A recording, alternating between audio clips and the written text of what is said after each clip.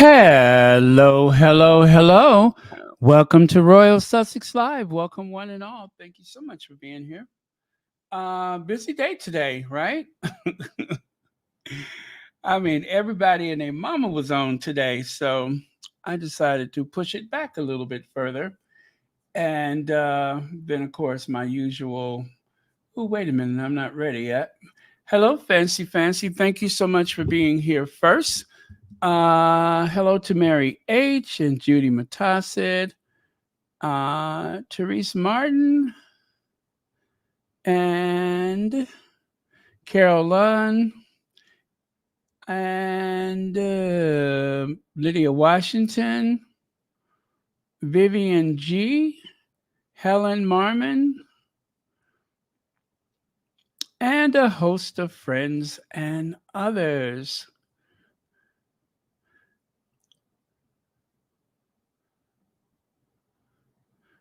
Uh, oh, I hope you watched the one I made. Oh, by the way, let me put that up there. The wish list. Okay. Now, of course, I don't want anyone to feel obliged to buy anything from the wish list. It's just something fun for me so I can get. Oh, okay. But I say that, and guess what? Ain't nobody bought nothing. But that's okay. I'm going to go on faith and put it up there one more time, and we'll see what happens. I like surprises. Um, oh, okay, I lost it. I don't see it. That's okay. I'll do it next time. Oh, wait. Yeah, I'll do it next time. All right. So, where are we here? Scroll down to the bottom. Okay. Hello, Amber Rowan, Rodney Jackson, Yalibi, Dansby, Maggie, Raffaella Bertoni, Fancy Fancy, Peace and Joy. Big Mama is in the house. Francilia Mosley, Brenda Gray, Angela M64, and Jamiko Q. Is that right? Jamiko Q. And who else is here? Carmen, Heather Stroud, and Beatrice and Dylan. All right. Hello, Susie Q. It's been a while, right? When will I see you again? When will we share precious moments? Are we in love or just friends? Is it our beginning or is it the end? When will I see you again? Okay. This is what I want to do. I want to take that away. Okay. And somebody could take a hint. Okay, I got it this time.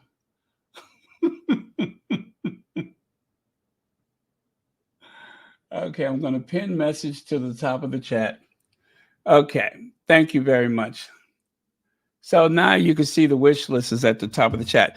Listen, I like surprises. Just find something cheap. I could buy it myself, but that defeats the purpose. Something cheap and affordable on there. I'll put some more cheap stuff on there. Okay. I mean, I get kind of bored sometimes. So find something cute and then I'll go on and on about it like I usually do. Okay. You can tell I'm a kid that love Christmas. All right. So hope, hate, or heal, grow. Either way you look at it, either way you look at it, um, everything that I could imagine is better than the alternative, and that is the hate. Hate needs to be locked away in the dustbin of history and left there forever because it's just too many blessings in this world to to exist in a world full of hate. I mean, I know that there's always the yin and yang, the alpha and the omega. What goes up must comes down. Yes, we live in a world of opposites. However, I just think that I believe that there's more good in this world than there is bad. And one of my other favorite sayings is that the pendulum always swings in the other direction, and it does. So no matter how awful something is, it's never permanent. So just for good measure, make sure you all go out and vote or support in any way you can. Now, at some point, I'm waiting for someone to say, I come here to escape all of the political stuff and blah, blah, blah, blah. I've heard that before too. Best thing I could tell you is it depends on how I feel that day. Seriously, it depends on how I feel that day. Because I know that if I'm feeling a certain way, then some people in the squad are feeling a certain way. And we share a lot of different things on Royal Sussex. It's not always Harry and Meghan. There's real life moments that people have shared, births, deaths, illness, marriage, anniversaries, all those things. And I'd like to feel like we can be here for those at some point or another. And so, like I said, depending on the climate, then there we go. Let's see here. Oh, you know what? Let me see if I can find that other thing. I had something else like that, and I want to see if I can find it. Shouldn't take but a moment to do that. As a matter of fact, it was faster than I could imagine. Hold on, I got to show this to you. This is another one of those, like the other. I'll show you. Okay. Wait for it. Incoming. Wait for it. There you go. So dope, hope, nope. I knew I had another one of these. Dope, hope, nope. Now, because you see those in that particular order, you could only imagine. Let me see, how long have I had this? Since 2016. That's how long I've had this, since 2016. So that's why it looks like that. Okay.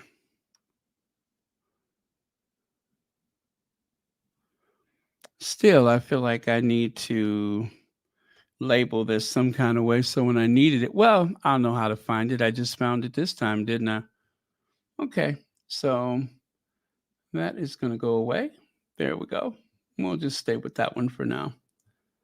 Okay.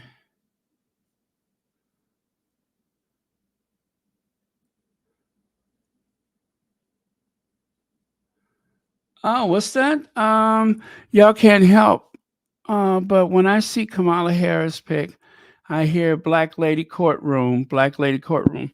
Oh, yes. I know what you're talking about. Let me see if I can find that very fast. See what I mean? See how accommodating I am? We don't always have to do one thing or the other. We can stray a bit here. Let me see.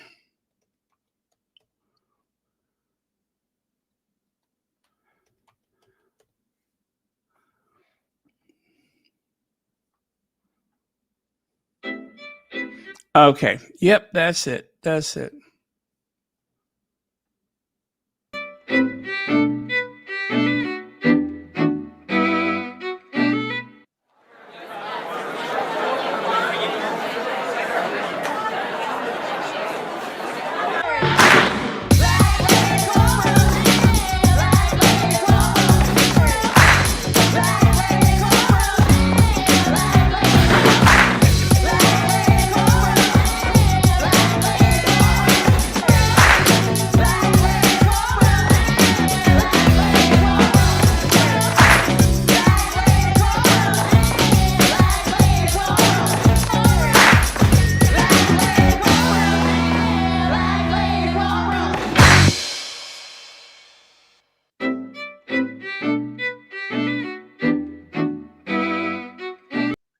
Okay, so that's a little different from the original, but if you haven't seen the original, it is a scream. You got to see it. It's a little comedy skit and it is hilarious. I love it. But basically, I'll tell you, they all show up to court and they realize that there's all of these very strong, powerful black women all in the same court of law. The judge, the prosecutor, the defense lawyer, security, court recorder, all of those people, they were all black women, and they just wanted to celebrate the fact that, well, we've come a long way, is what they were trying to say. So, but thanks for reminding me about that. Oh, bonsoir, bonjour to you too, Muriel Riel. Let's see, it's 6:30 a.m. here in France. Personally, I think Birmingham. Let's see. Will show how ridiculous the royal family is. Harry and the vets have already won. Here, here. I agree with you. We're definitely going to get into that. Matter of fact, let me. It's the next slide. So, Invictus Games coming to the UK, Birmingham, 2027. Birmingham is basically a working class city. It was one of the old industrial cities, one of those places that Queen Victoria would literally draw the curtains to avoid looking at it because, back in the old days of heavy industry, there was soot and ash and poverty and child labor, all that kind of stuff going on.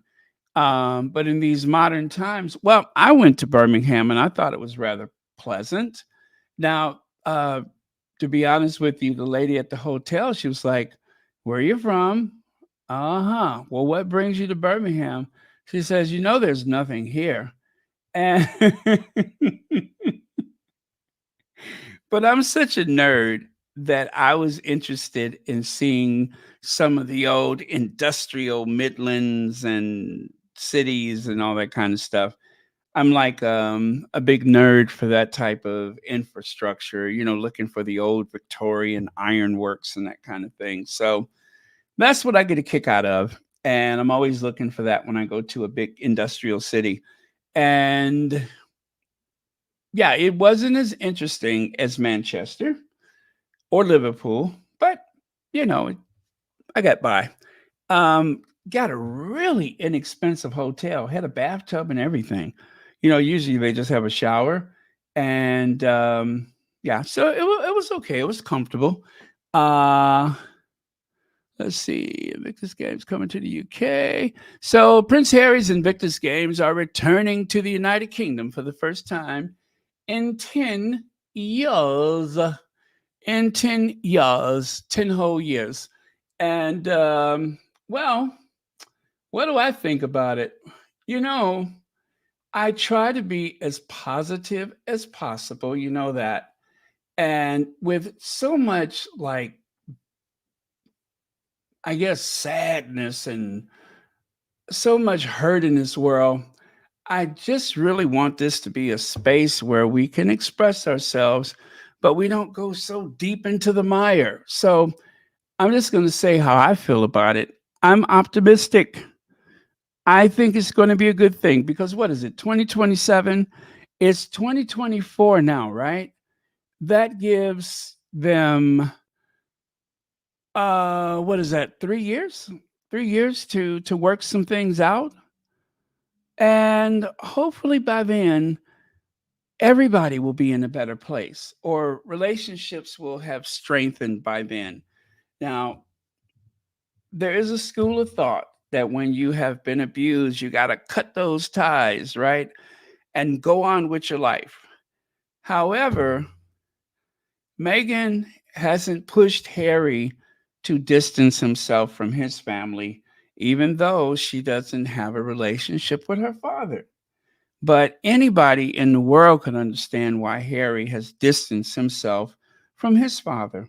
All you have to do is start with Princess Diana, work your way through to that Godzilla, Camilla, and then continue forward to Spare, where you hear all about the way that Harry was sacrificed at Camilla's altar to improve her public relations, and that, of course, of his father.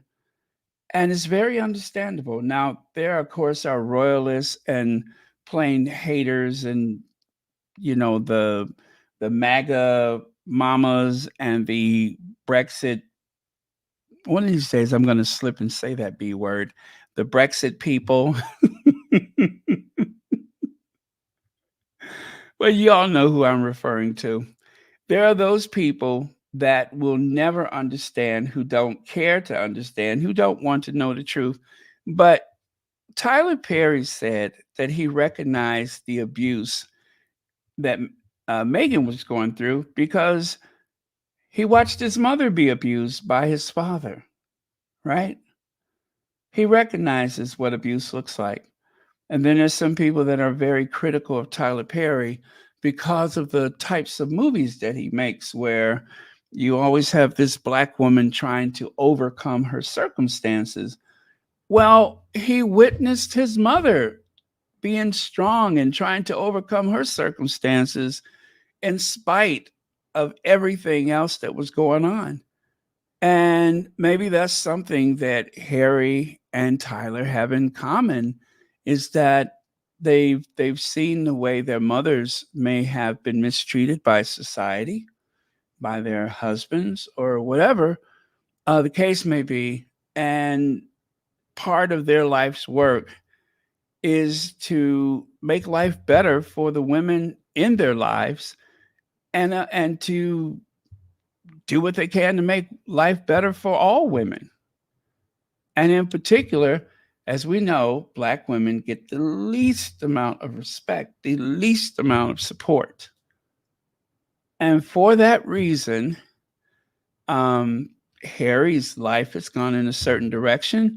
But if he chooses to try to maintain a relationship with his father, um, that is, I'm going to support that. I'm going to support that. I'm not going to ever turn my back like, oh, what are you doing? And likewise, if the Invictus games have gone to Birmingham, and hopefully at that point, I hope things are better with his family. I hope things are better with his family. Even that monster brother of his, although I don't hold out a lot of hope for him because he's kind of sick in the head. But yes, there is also the tabloid media. They never make life easier for the Sussexes. But because I trust Harry, because I trust Meghan, I expect that they will have everything in a particular order at that point, where they will be able to navigate their way over there. And that's assuming that Meghan is going to be there at all, but they can manage things. They'll manage this. They'll manage this. They've gotten by so far, and things have gone more right than wrong. I think the worst was probably New York City. I think that was the worst thing that we know of, because there may have been some other situations that we're not aware of. But as far as we know, New York was like the most vulnerable moment for them. And then I would say, aside from that, the Queen's funeral, that was horrible. And yes, I think we all collectively have a little PTSD because of the Queen's funeral and all of the hurt and pain that was associated with that. But the world witnessed that abuse at that time. And as a consequence, the royal family's popularity is at an all time low. You won't hear the tabloid media say that the royal family's popularity is on the rise. And you certainly won't hear them ever mention that it has diminished. No matter what they do, it has diminished. Ratings for the um, what was it? The Troop in the Colors, low, very low turnout. Wimbledon, low, some of the lowest numbers ever. Nobody was excited enough to see the Royals to boost the numbers. The next thing, of course, will be A Christmas Carol. That'll be their next big outing. And I suspect it's going to be a big dud too. So let me take a look at a couple of your comments before I go on.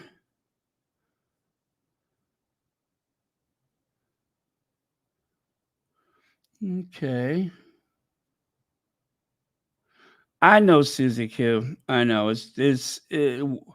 I believe we'll all be on pins and needles. I don't think we have to worry about the family being there. They won't.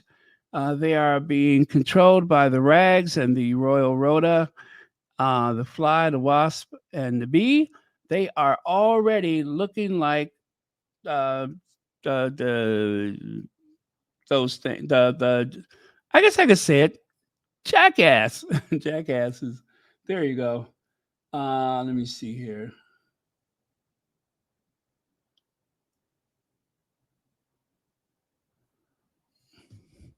My concern isn't with his family. I don't give a flip about them. My concern is their safety emotionally and physically. Yeah, there's that. Yeah. Yep. There is that. You know, they're going to do their best to try to put some hecklers in place. They're going to do their best to put some hecklers in place. I guess I'm kind of worried that somebody's auntie might end up grabbing somebody up in their collar. I'd hate to see somebody's auntie have to pin somebody up against the wall and say, "Listen, you better keep your mouth to yourself."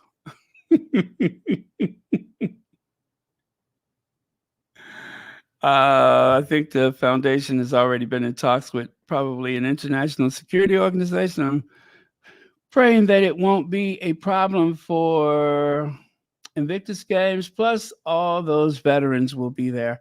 Yeah, that's true too. And where security is concerned, I'm not worried about their physical security. It is something to consider, but I'm not worried about their physical security. It would be very bad for everyone involved, including that family, including that government, should there be some problems like that. And just so you guys know, a statistic I've learned about the UK is that mostly London, this applies, but I would imagine it's in most big cities that the average Londoner is photographed or recorded 200 times every time they leave the house. There is the cameras all over the place, the CCTV, surveillance cameras, whatever you want to call it. They're all over the place. So they will have the ability to monitor people for sure. So don't worry about the physical stuff. Let the security people worry about that. That should not be something that we spend a lot of time dwelling on. But emotional stuff, sure, that's always a thing. But again, that is quite a bit of a time from now. And there are so many things that the Sussexes are working on between now and then. I'm just trying to say that people's perspective, not everybody, there'll be some hardcore haters, but people's feelings about the Sussexes will have evolved, and hopefully for the better. Hopefully for the better. Okay. Lex says, what we will see is the people's love for Harry and Meghan. Watch the tabloids, adjacents. ITV and BBC tried to soften to get access. Oh, yeah, that's a good point. Meghan is strong. She will be there. Well, thank you so much, Legs. Yeah, I think we're on the same page. I think we're on the same page. I just think that it is a long ways away. Some decisions will be made up until the day the event starts. Security will be paramount. And if there's anything that makes me feel good, it's knowing that the aunties will be there. Our aunties are going to be there. All of those aunties, they're not having it. You saw how they were, what do you call it, surrounded by the aunties when they were in Dusseldorf. So trust Harry, trust Meghan, trust the aunties. The aunties got it. Hi, Kim Peaches.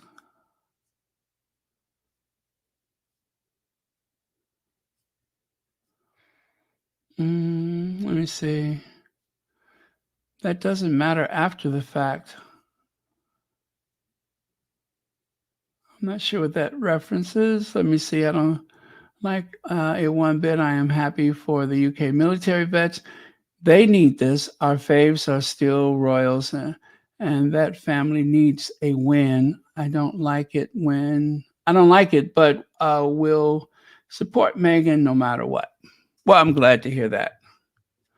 And Legs wants to say hi to a few people. We can help out with that. Hello, Bunny Rose. Thank you so much for being here. Anabkir, thank you so much for being here. Hi to you too. Let me see. What is next? Okay. Are we good with this? Can I move on now?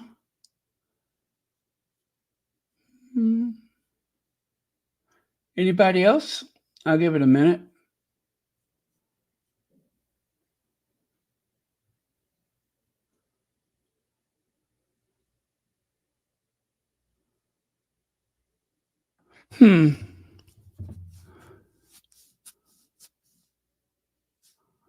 Okay.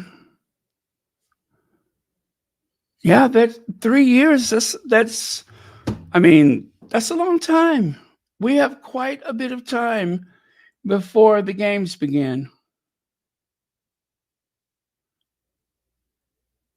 Oh, that's a good point there. Do you think Invictus Games will continue to ban the British tabloids? Yes. Yes. And you know what? Don't be surprised if some of the worst people in the British tabloid suddenly try to demonstrate their best behavior, hoping to get close enough to the action. There's that possibility. It won't be. Let's see. Well, we know it won't be that. What's that lunatic's name? Um, Angela Latrine. She won't be one of them. It certainly won't be. It won't be most of the ones that we don't care for. You know what? I'm going to bet Richard K makes a go at it. I think Richard K. But let's just monitor how they conduct themselves from this day forward, and we'll know who's going to try to get into their circle of trust by the time the games begin.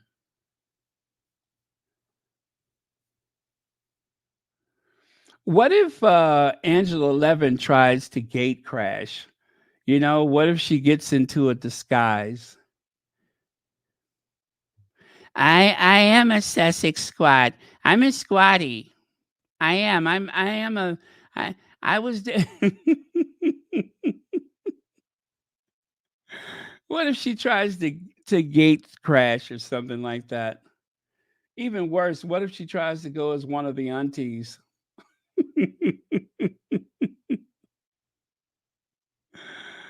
Oh, yes, her and Nana. Wouldn't that be something? Angela Levin and Nana trying to cover the Invictus games live. Oh, that would be rich. That would be so rich. Them trying to I wonder if they would try to do their usual critical stuff or if they would pretend. I could see Nana pretending to be civil for 5 minutes.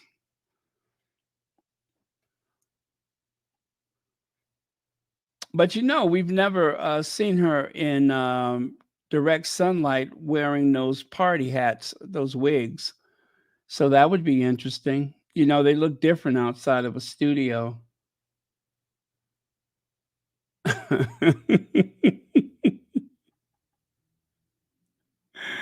Oh man. Okay. Let me see here.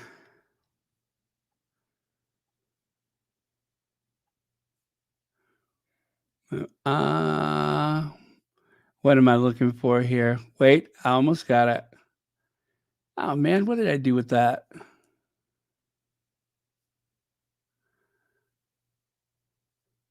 Come on, Mrs. Magoo, where are you?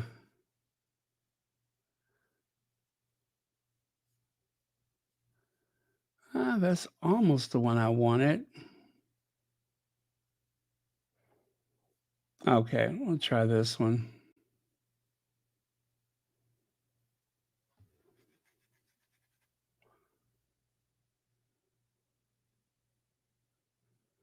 Okay, I didn't want all those. There you go. Mrs. Magoo trying to do the play by play.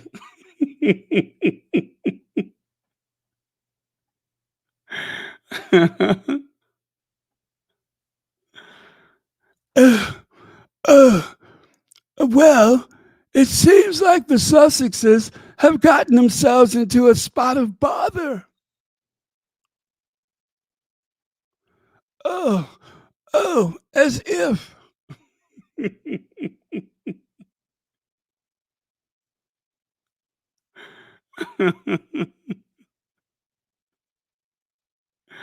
uh, well, you know what? Let them get their best wigs and come on out.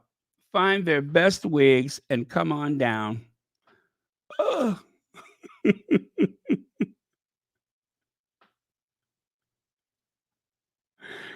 Somebody would injure themselves if Nana was there. Because, if you're trying to concentrate on whatever sport and you glance over at that gigantic wig, that big gigantic Las Vegas showgirl wig, you're liable to hurt yourself.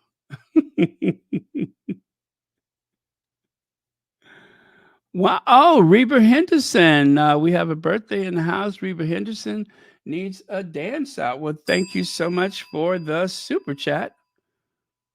And let's do it. Or as Nana would say, let's.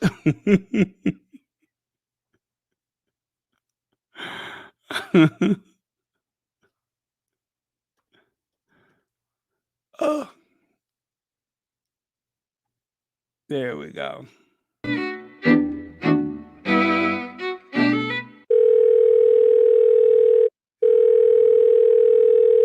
Hello, Ivy here. Hello, Ivy. Girl, the Duchess of Sussex won. Meet me at the Royal Sussex party. Janelle's gonna be there. All right, Ivy out.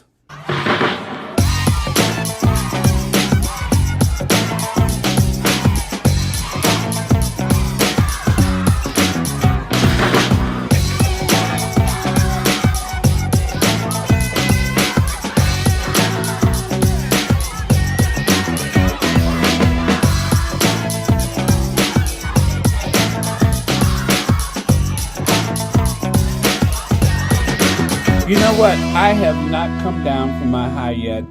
As you know, I. Oh!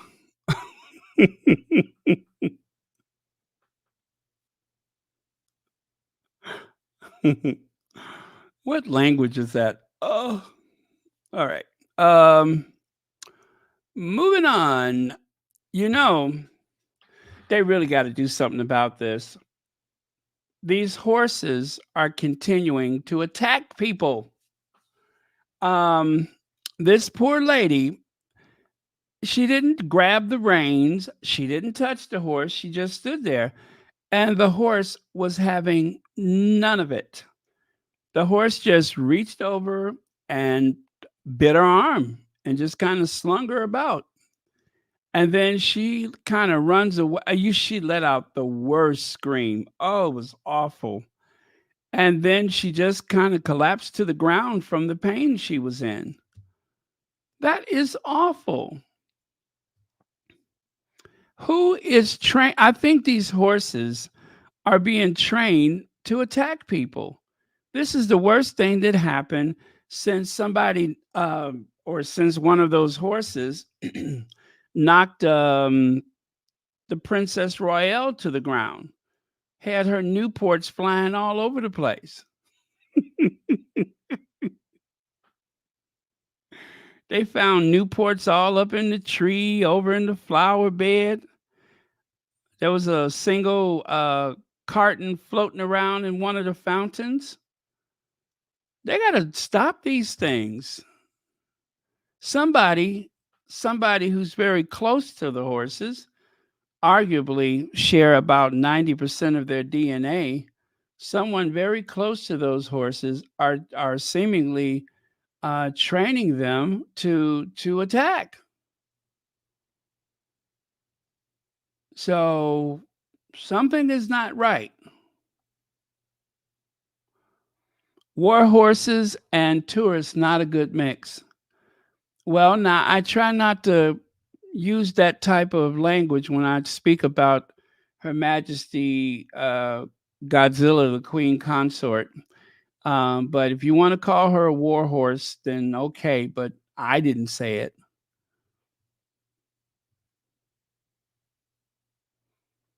Yeah, poor Afro Annie. You know, she's standing there minding her business, and all of a sudden she either got head butted or kicked, viciously kicked.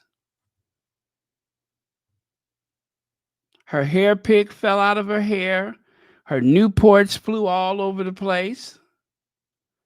And she probably still hasn't found her knuckle dusters. She probably has not found her knuckle dusters. I wonder if the emergency services confiscated those. You know, they're illegal in some places. But Afro Annie is known to carry some brass knuckles most places she goes. So interesting, though. Very interesting. But somebody who they might consider the horse whisperer, someone that you might refer to as the horse whisperer, someone who shares about 95% of their DNA, could be the culprit. But somebody is leading those horses astray, and people are starting to get hurt. There was a sighting today. The Duchess of Sussex looks like she had a lunch. I could see a menu there on the side, but looks like she had a lunch, and in her signature husband shirt, boyfriend shirt, whatever they call those, and of course the jeans, and I believe she is wearing her Chanel slippers.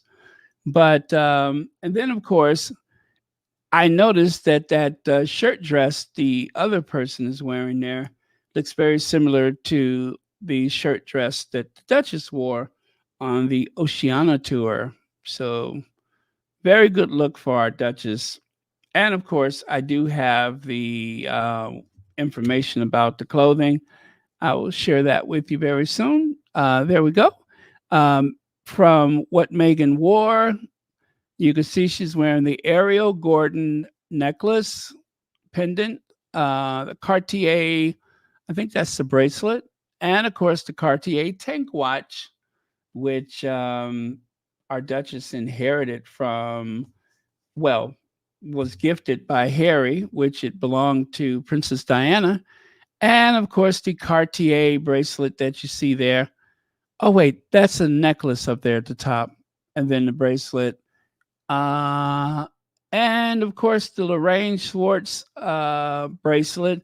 I believe that one is to ward off the evil eye or something like that. I believe that's what that is symbolic of.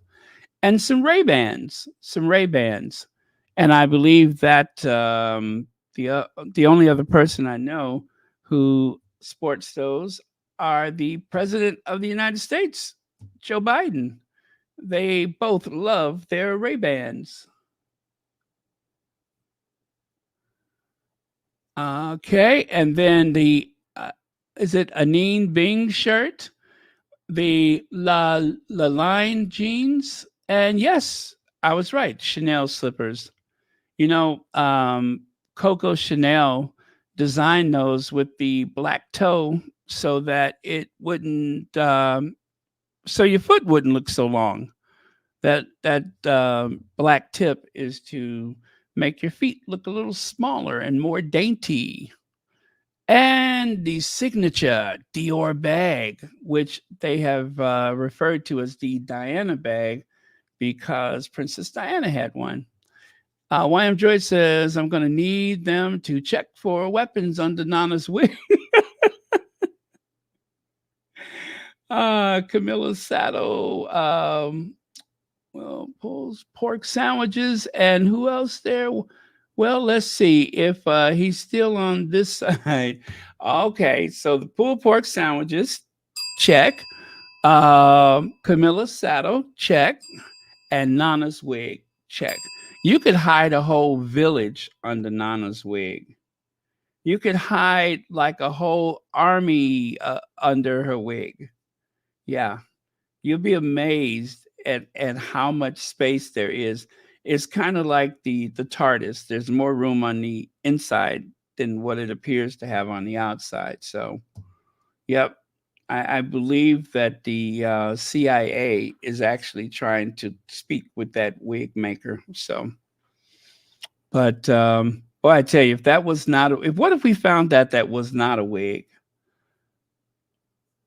It wouldn't matter because the fact that it looks like a wig would still be a scandal. Um, I was gonna find a photo. Let me see. I bet you I won't remember what I was thinking about. What was I thinking about? Was it anything to do with this or this? Huh. Okay, it slipped. I can't remember. What was I looking for? Wasn't that? Wasn't that? However, let's go on. Very California chic, right? It's a good California look. And if you all recall, the Dior bag sold out. The last time, it's called the medium Lady D, Lady Diana, Lady D, D light bag, right? But most people just call it the Diana bag. But yeah, it sold out last time. So it's a cute bag though. It gets the job done. And yeah, it usually retails for around 5,000 US. About $5,000. It's not a bad investment though. $5,000. And if you decided to sell it, you might be able to get, even if you could get like say 3,500 after maybe 10 years of use, 5 years of use, not bad. Yeah, it's not the Hermes, but and what you can see is that I guess you would say it was embossed. Well, I believe they pressed it so that there's a texture. There's a raised texture on the bag. You really can't see it for the photo, but it's very cool. Yes, that old hag used one of those bags. Yep. It actually brought the value of the bag down for about 2 weeks. Yeah, it actually diminished the value of their bags for a while. I'm sure that the palace received a cease and desist letter from Dior begging them, please never let that thing use one of our bags again. Having her show up wearing your fashions could bankrupt an entire industry, not just the company, but an entire industry could nosedive. So, wearing a sister bag of the iconic Lady Dior that was named after Princess Diana, Meghan Markle is the epitome of Dior elegance as she steps out with her Lady Delight bag at Global Citizens Live in New York. Stars in Dior, Global Citizen. Yeah. So that was, I want to say that was the last time we saw that bag. I want to say that was maybe the first and the last time we saw her with that bag.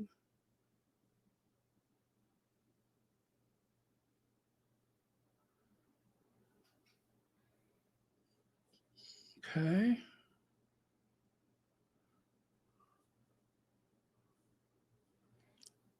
1960. Thank you so much for joining us.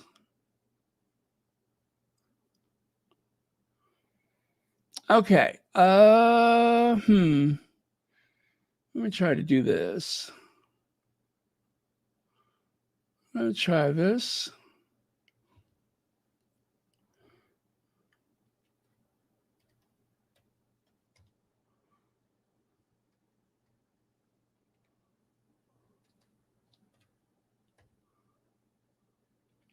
Nope, that's not it.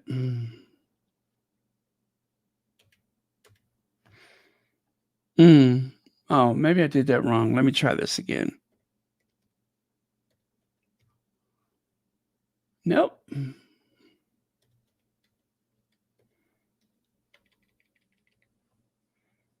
Oh, okay. I think I was on to something. Hold on, y'all. Hmm. Didn't I have that one set up or no? Mm,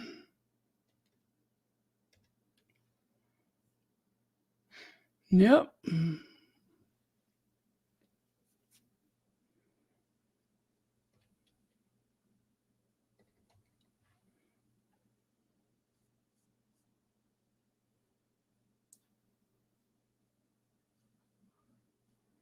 Okay. No, no matter. I'll come back to that one. Oh, I'm so sorry. I thought I had that one set up already, and I imagine I did not. Hmm. Fiddlesticks. Pardon my language.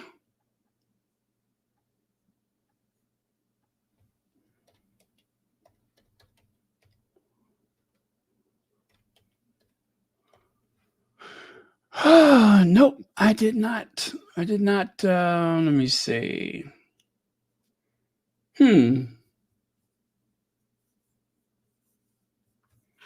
Okay. Harry and Meghan, global citizen.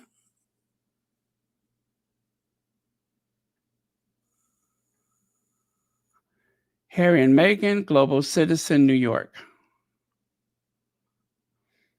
So that was September of 2021, was it? When they were in Central Park? Yes, it was. Wow, that was a long time ago. Okay, let me try this. Let me try this. By the way, I found that other video I was looking for. I did find it. And I'm going to share that one later.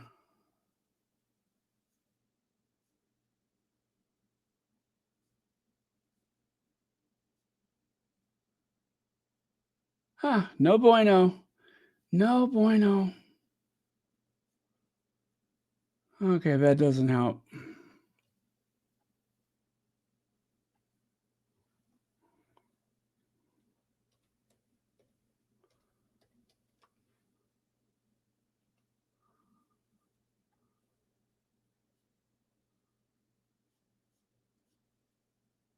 Okay, sorry, y'all. I was trying to find something.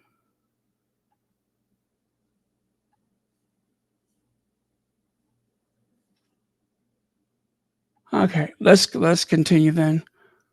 And that. So anyway, oh, I almost missed a letter. If you take a look right there, there is a letter from Dior, and that was for the day that that Meghan showed up at the what do you call it? It was the 100th anniversary or 100th birthday of the Royal Air Force or Royal Air Corps, whatever they called it. But that's what that letter was for. So, oh, I don't have the oh, yes, it is translated. Her Royal Highness Duchess of Sussex wore Dior Haute Couture by Maria Grazia Churi to the Royal Air Force 100th birthday. See, my memory is good. And that was July the 10th, 2018. Let's see. Dior is pleased to announce that Her Royal Highness Duchess of Sussex wore the Dior Haute Couture black silk and wool dress, a Dior black leather clutch. Let's see. And Dior shoes to the Royal Air Force 100th birthday. So that is not here, but I'll show you right there. It's the dress on the left side. Yeah, that's the one on the left side. And then also you can see here on the right. Now it looks navy blue to me. It looks like a very dark navy blue, but I don't know. I think maybe someone tweaked the lighting or something like that, or the tone. But I believe it was black. I think so. But in some photos, it looks like a very deep navy blue. So they say it's black silk and wool dress, but to me, it looks navy. What say you? To me, it looks navy.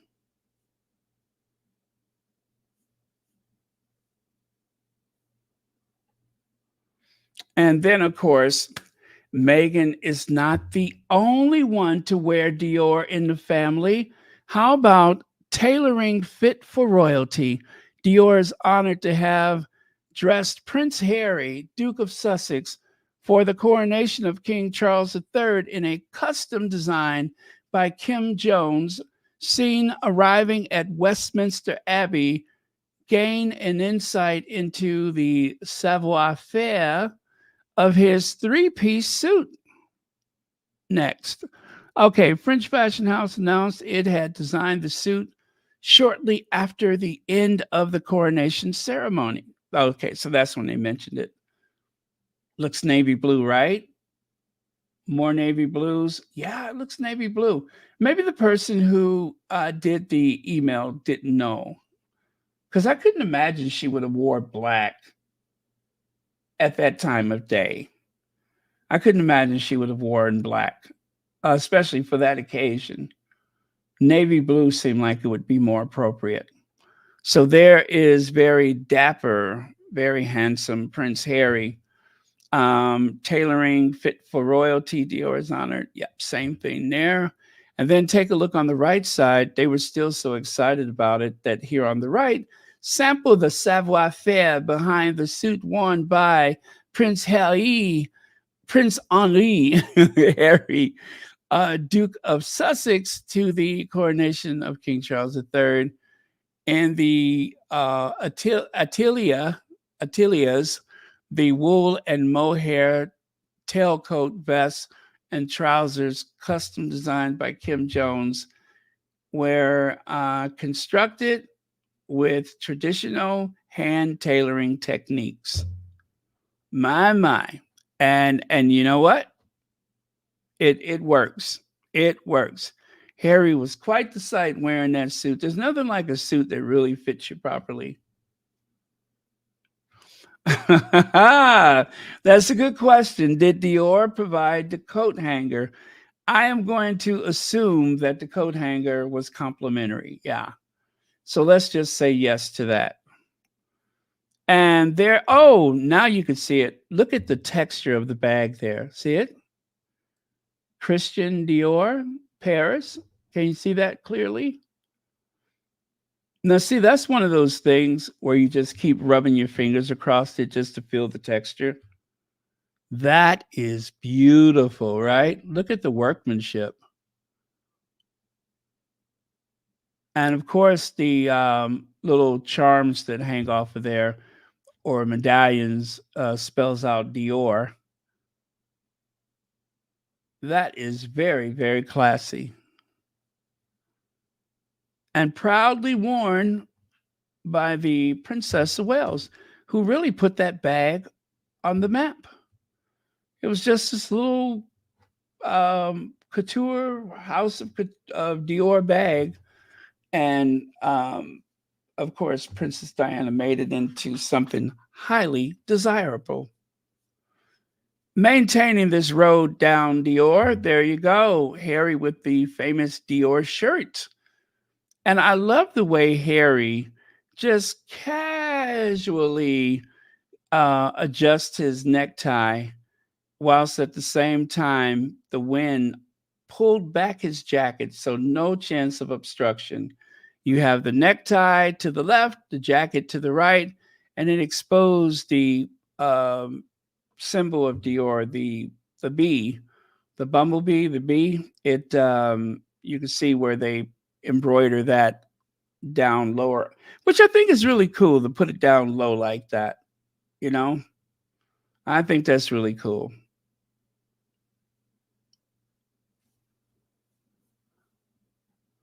Look at Harry. Look at Harry modeling his Dior shirt. Harry has picked up some really interesting habits from being married, hasn't he?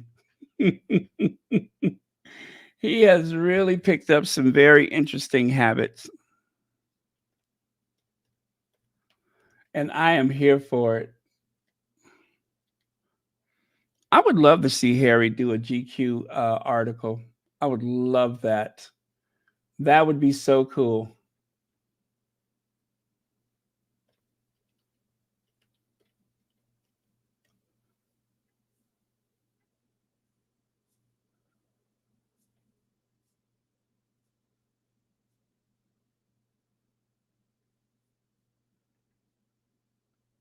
Okay, September 25th. Hmm.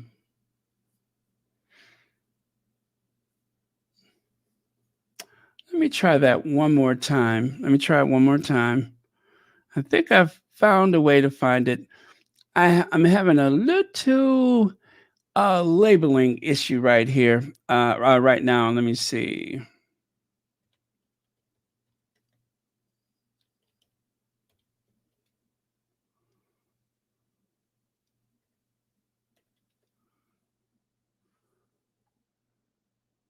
Ah, okay. That's better.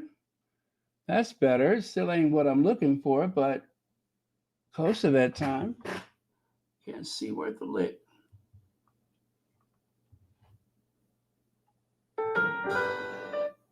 Nah, that's not it.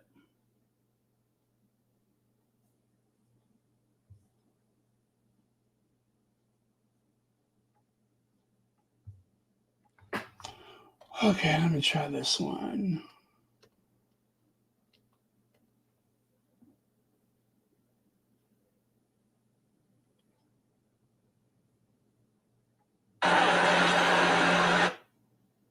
Okay.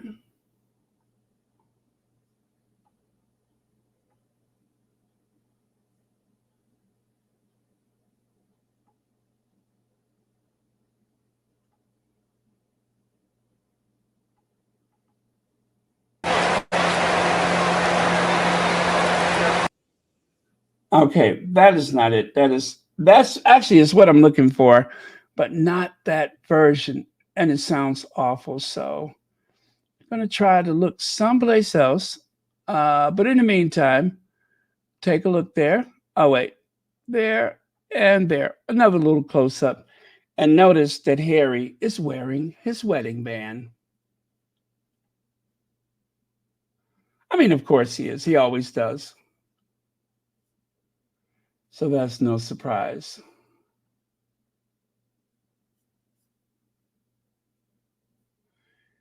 Ah, I found it. I found it. Okay. Now, if I can just move that over here, we'll be in business.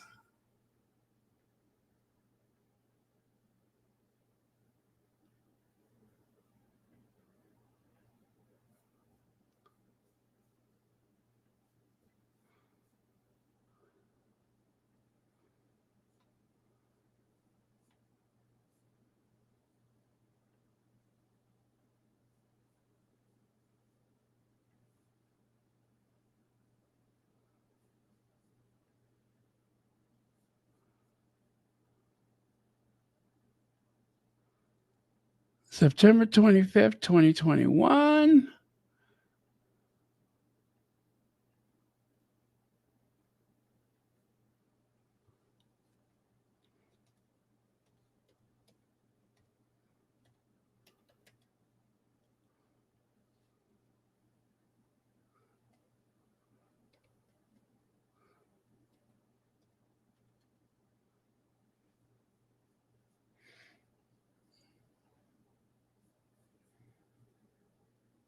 Okay, bear with me. This will be so worth it.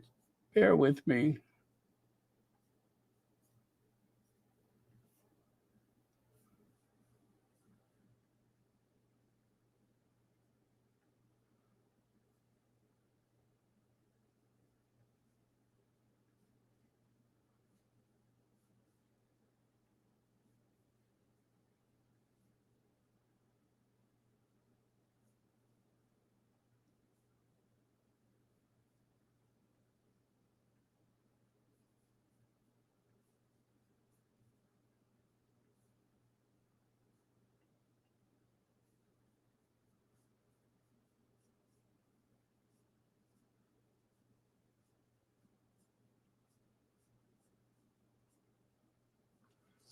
Ah, fudge. How can I get that over there? September 25th, 2021. I'm literally looking at it.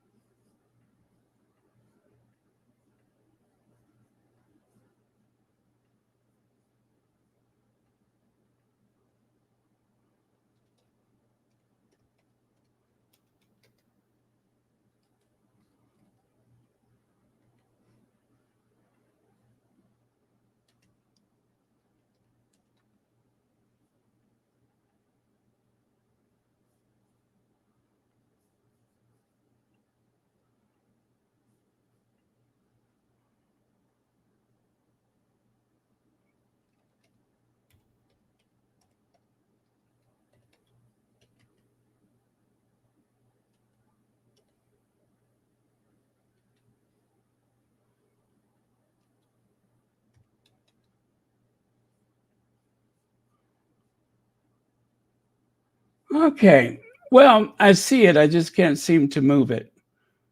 Ah, frustrating. Sorry about that. And thank you all for being so patient with me. And I really tried. It's a video that I shared with you all before.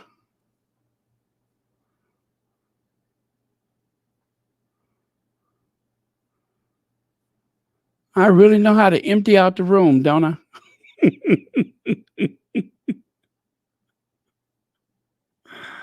Oh, man. Well, once I start looking,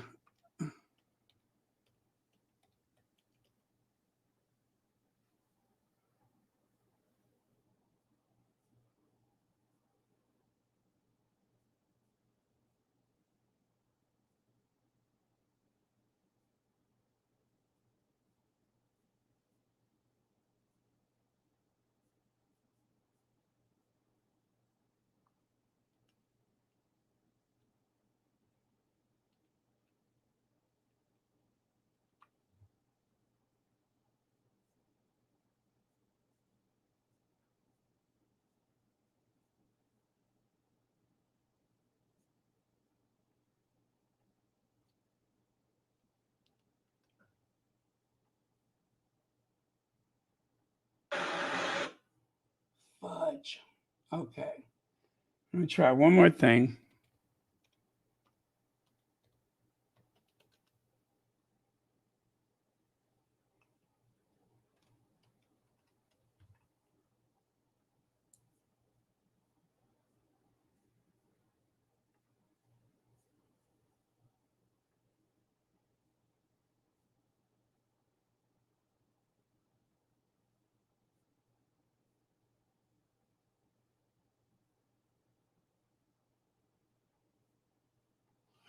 Okay, all of that, and I still can't do it. All right, so I'm going to move on.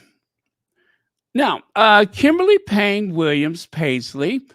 This is the lady that was in the photo with Meghan, the one in the blue dress, is an American actress known for her co-starring role in According to Jim and Nashville, as well as her breakthrough performance in Father of the Bride, for which she was nominated for several awards and is sequel Father of the Bride 2. Throughout her acting career, she has guest starred on TV shows, including Tale from a Crypt, uh, George Lopez, and Less Than Perfect. She is also known for her role in made for TV movies, including Safe House, The Christmas Shoes, and Lucky Seven. And also her role in Laura Parker in Shade, a short film that she also wrote and directed. Williams is married to country musician Brad Paisley, with whom she has two sons. Actress Ashley Williams is her sister. So, exactly what do you think that meeting was about? Hi, Beverly McCaskey. What did you say there? Morning over here in, is that Pinna? Is that Pennsylvania? Over an hour? What is that? What is Pinna over? Pinna over. What does that mean? Uh,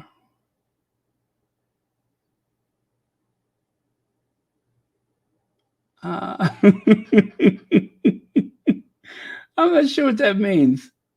Is that Elizabethan English? Pinova? Pinova. Oh, she's from one of my favorite Hallmark actresses. I'm sorry. She's one of my favorite Hallmark actresses.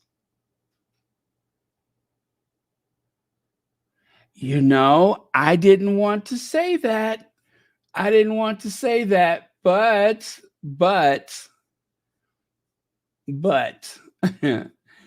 you know, it could be anything.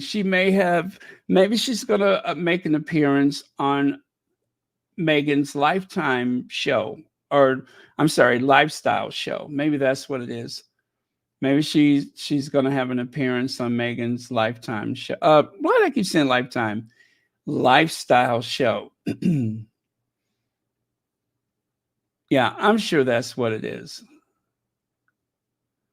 But either way, um, I'm surprised there hasn't been speculation, but maybe we'll see like a story pop up in the People magazine or something like that. Maybe. I'm going to hold out for People.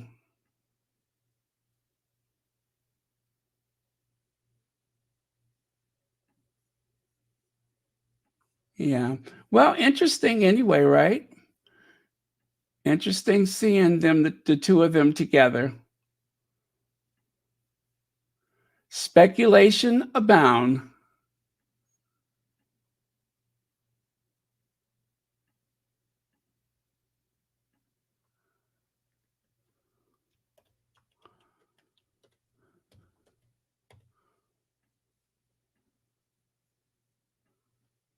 Okay. Let me see if that helps my case here.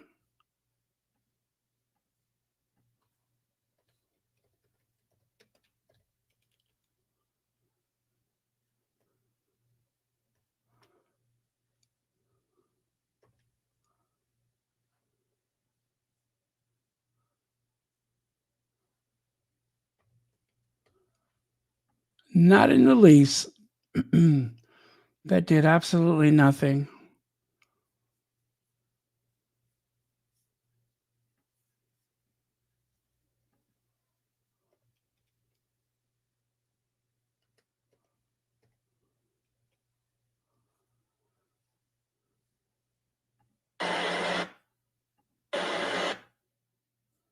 Huh. Okay.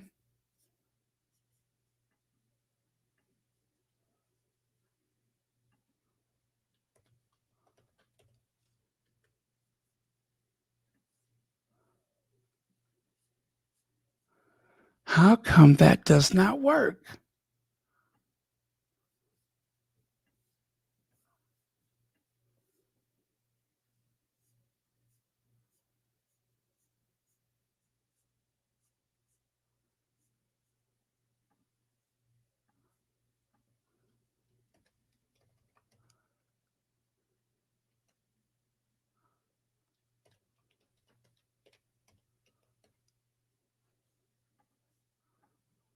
Okay. All right. I got to give up.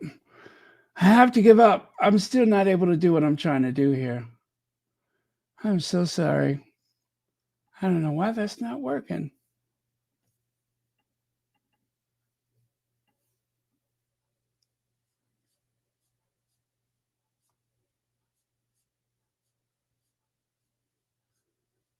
It just seems so close. Am I doing that right?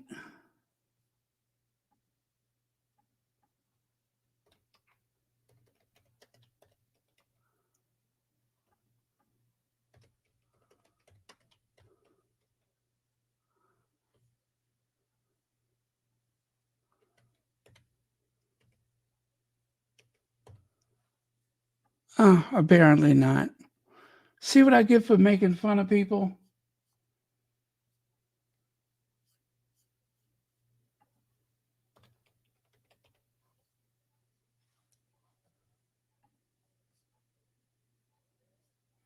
At this point, I just feel like I should just play anything, right? Okay. All right. All right. All right. I give up. I do. I give up. I'm still looking, of course, and I give up. So I'm just going to move on. Cease and desist. And give up.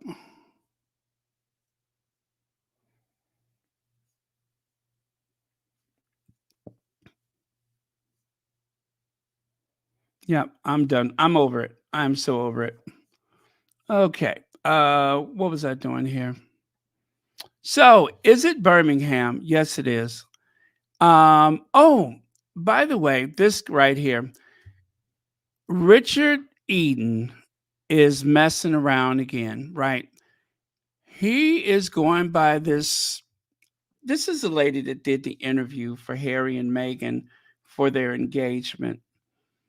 And she seems to believe that Meghan said that, or at least this is what Richard Eden is saying, that Meghan is saying the that the interview was not really scripted, but that it was kind of choreographed in a way, that it was maybe not completely spontaneous. I don't believe that Meghan said that, first of all. I don't remember anything in the docuseries where Meghan said something disparaging about the interview. If that was the case, they would have said that, what, 2 years ago? But they didn't because it wasn't there. So, also, I'm going to say this that happened in 2017. If there was something about the interview that this lady had a problem with, don't you think she would have said something about it back then instead of like talking crap about it now? And of course, in comparison to the other two people, in comparison, if you compared the two, um, I would say that Harry and Meghan's was actually more spontaneous than that thing that those other two did. Theirs was very stiff and contrived, whereas Harry and Meghan seemed to be very spontaneous. So anyway, Richard Eden only had like a couple of paragraphs. He didn't go into a lot of detail. I think it's just something that's made up for the sake of him trying to be relevant. And oh, you guys, listen. Dr. Shola has disappointed me. I'm not even going to share it with you, but Dr. Shola had a tweet about Joe Biden that was very disappointing.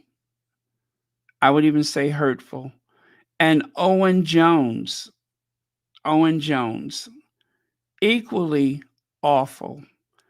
The thing is that some of the people over there across the pond have been a bit insensitive with Joe Biden. I'm looking at a frail man at this point, frail in poor health, um, isolating right now because he got sick in Las Vegas with the pandemic. And Dr. Shola said some very, very, very, very awful, nasty stuff about him. I couldn't believe it. I would have rather she just said nothing. Did any of you all see that tweet? Again, it's so triggering. I didn't want to share it, but she went there. And of course, it had to do with Gaza. And she said she used to like him. How could I have misjudged you or misjudged your character? Oh my God, it was awful, awful, awful. And Owen Jones, not as bad, but pretty bad.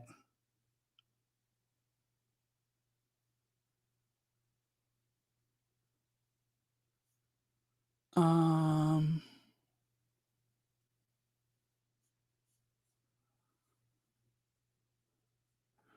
now see, it was still very early when she tweeted, and I didn't actually see people coming for her. Owen Jones, I saw people lighting him up. Oh, you saw it too? Oh, now you know why I don't want to share it. I'm so disappointed. I'm so disappointed.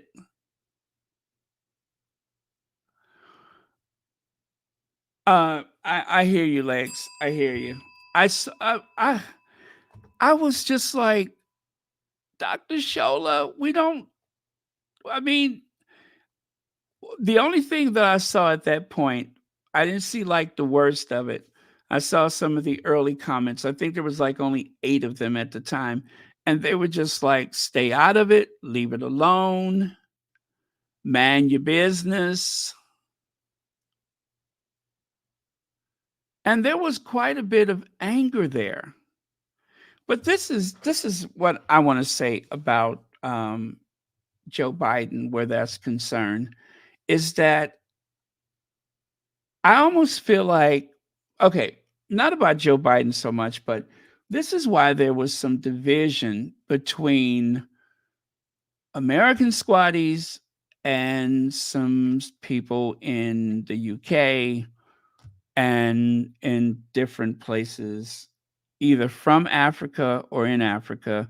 Not so much the Caribbean, although there was a couple, is that they feel as though, as Americans, that we have a very self-serving outlook on everything that has happened since October of last year.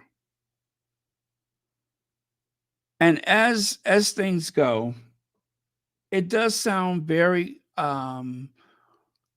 awkward to say, well, both parties are pretty much the same when it comes to the Middle East policy. It is very true. That is the one thing that they can agree upon. And there are reasons for that I don't want to get into now, but it has to do with politics. It has to do with super PACs and lobbyists and all of those things. But but what I think that a lot of people miss outside of the US is that on January 6th, they tried to decapitate our government. That monster that we're voting against almost cost us everything as a country. And if we go down, And I don't say this lightly, but they always say that if the American economy if the American economy sneezes, the rest of the world catches a cold. We have more military bases around the world than anybody else. We spend more money on the military than the next few countries combined. Also, we have the biggest economy. China was really catching up, but now they're not doing so well. That being said, it wouldn't serve anybody's best interest to have what we consider democracy taken away. And the only way to prevent that is to keep this person who has promised to be a dictator out of there. Legally, he has a right to run for president. And then about a hardcore 38% of the population is going to support him no matter what, right? That includes some minorities. So there's an excellent chance that he might get in there. He still has a chance. And if he does, that 2025 that everyone's talking about, on day one, through executive orders, there's not going to be any bills, there's not going to be any votes. Through executive orders, the same way Abraham Lincoln signed an executive order to emancipate slaves. That was a big act right there. I mean, he signs an executive order, and it's as close to being a monarch as we'll ever see in this country. So let it be written, so let it be done. And that ended slavery right there. It continued, of course, until after the war and so on, but that was pretty much the end of slavery in the U.S. So if that monster gets in there and starts signing those executive orders, which are already printed, trust me when I say this, they have already printed these things. They're going to terminate a huge amount of people in the government now. Everything from clean air, clean water, medicine, food, fuel, the environment, they are going to gut those departments and replace them with people that are more agreeable. One of the reasons why we can barely count how many people died in the global pandemic is because the Trump administration told the CDC, one of the most respected agencies in the world, stop counting. If you keep counting, the numbers are going to get bigger. He said that on television. There'll be nobody to stop him. They have already embedded people in our military, in those government agencies, in our courts, to do whatever he says. Those people, some of the people are there already.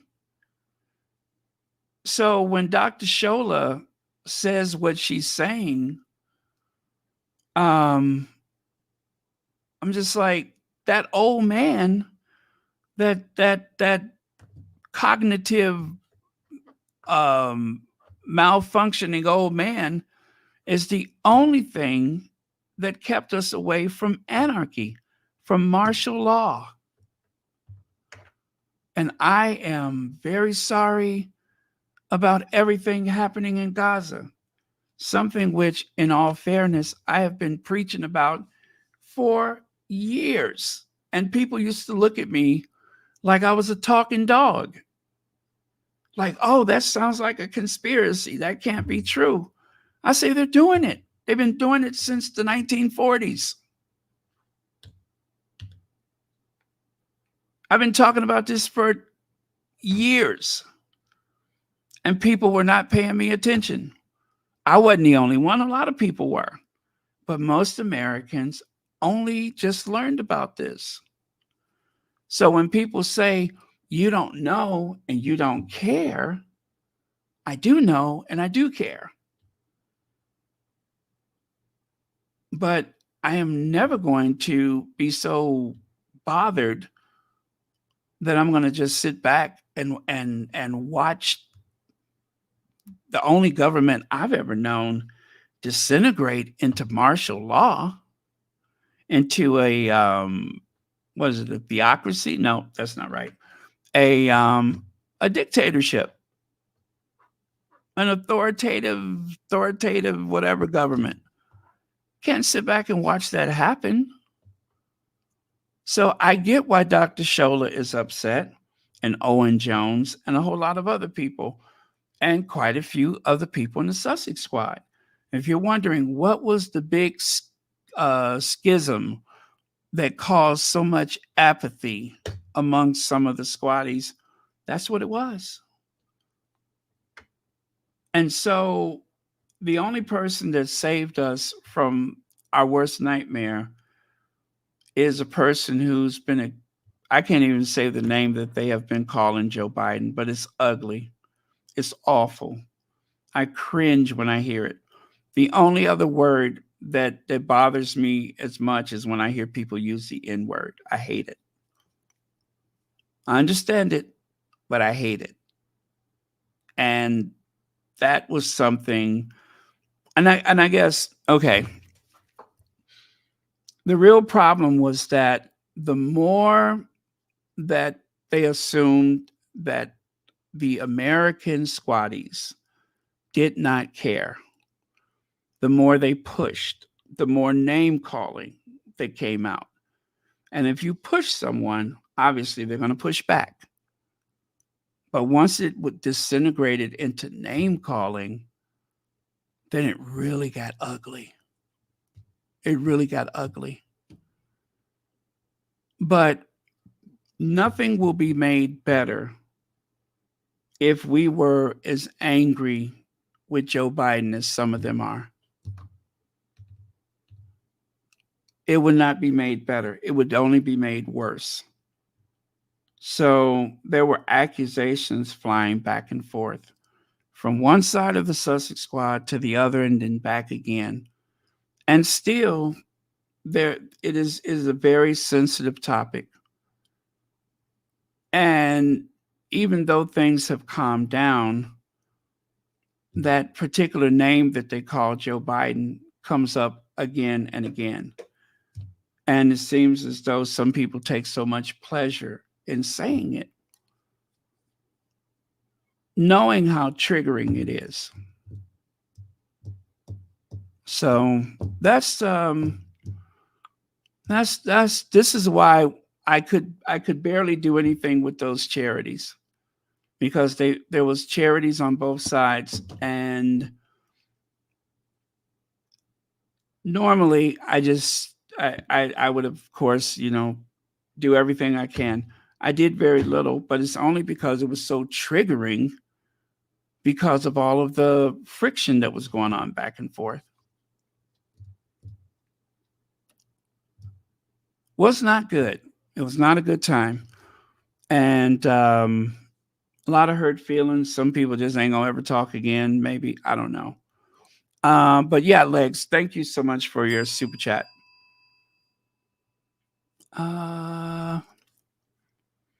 Yeah, Denver Anderson, thank you so much for the super sticker, and thank you so much for being here. Lex says, sorry, Baron. Unfortunately, Lincoln's Emancipation Proclamation only freed slaves in the Confederate States, not the border states loyal to the U.S. Well, I mean, but still, that was the start of it. That's what I meant, is that essentially it ended slavery. I mean, but I don't mean it was all gone. It's still, especially when you think about Juneteenth, I mean, there were still people, so I get what you're saying, but I just meant that was the start of the end. And thank you for the super chat. Okay.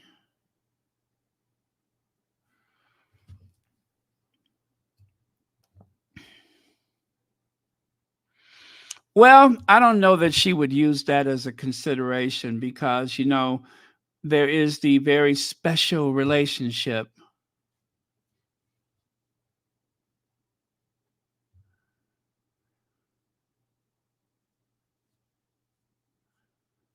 Uh,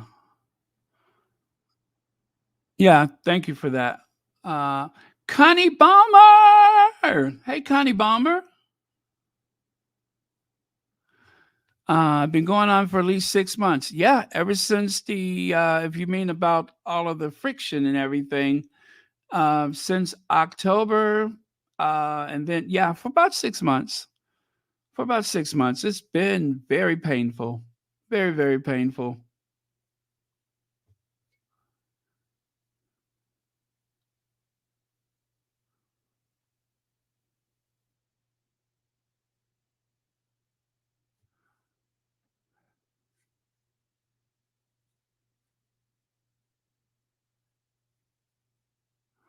Yeah, we gotta vote. We gotta vote.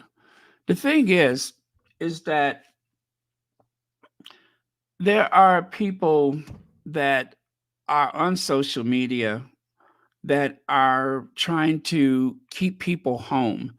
It's not really, I keep looking at these polls and they keep saying that Trump is ahead. Trump is ahead. This is the United States. You can have the popular vote and still not win the election. And that's why it only matters who comes out on election day. And even worse, whoever stays home, those are the people that decide the election, is who shows up and who stays home. 74, no, what was it? 78,000 votes in 5 different states, spread over 5 different states. 78,000 votes is what was needed for Trump to steal the election in 2016. 78,000 votes. And through social media, through our electronic devices, they targeted people with just the right ads, just the right lies, just the right trolls to make them so angry at Hillary Clinton and so disappointed with the Democrats that they just stayed home. And much to his surprise, Trump was the president-elect at that point. That was very powerful. That was a very powerful weapon. And it was all done electronically. Paying people to infiltrate social media, using bots and all of that.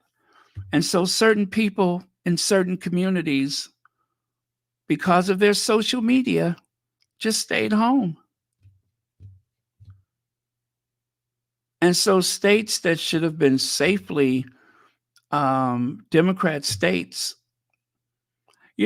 I remember, who was his name, Michael Moore, saying that, well, I was driving around and I saw these Trump flags. I don't care about those Trump flags. That did not decide the election, how many flags you saw. What decided the election was the incredible amount of apathy, of anger, people who felt like something was stolen from them. The system is rigged. All of those things were used. And then you enter into that equation the mass media, who seemed to be on Trump's side. Trump could do no wrong. And just like with the last debate, yeah, Joe Biden had a terrible night, but nobody wanted to talk about the lies, one after the other, that Trump said on television. Nobody wanted to talk about that. Not ABC, not NBC, not CBS, nobody. Once again, they gave Trump a free pass. And all they could talk about was how terrible Biden looked, which is true. But there's the other truth. Trump has lied yet again. What are you going to do about it? Nothing. Not a thing. So let me get to Jeremy Vine. A bad day for Joe Biden, but this one in 1972 must have been worse. Soon after he was first elected Delaware senator in November 1972, a car crash killed his wife and infant daughter and badly hurt his two young sons. He was sworn in at their bedside. What is that about? What? What? What was that for? And then over here, this person also saved that very bizarre tweet. He said, "Here it is in dark mode." What was he thinking when he tweeted that? It's not like it's brand new, right? Which, by the way, the Daily Mail is going back over everything that Joe Biden has done for the past 52 years. And they are on a negative news feeding frenzy.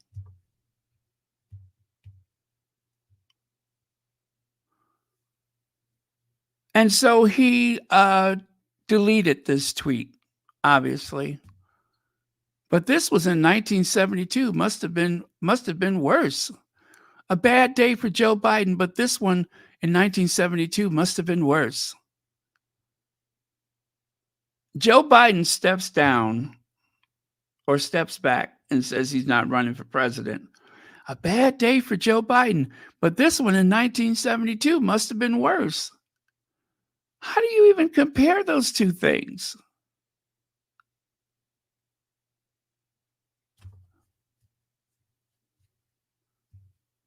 It's like so pointless.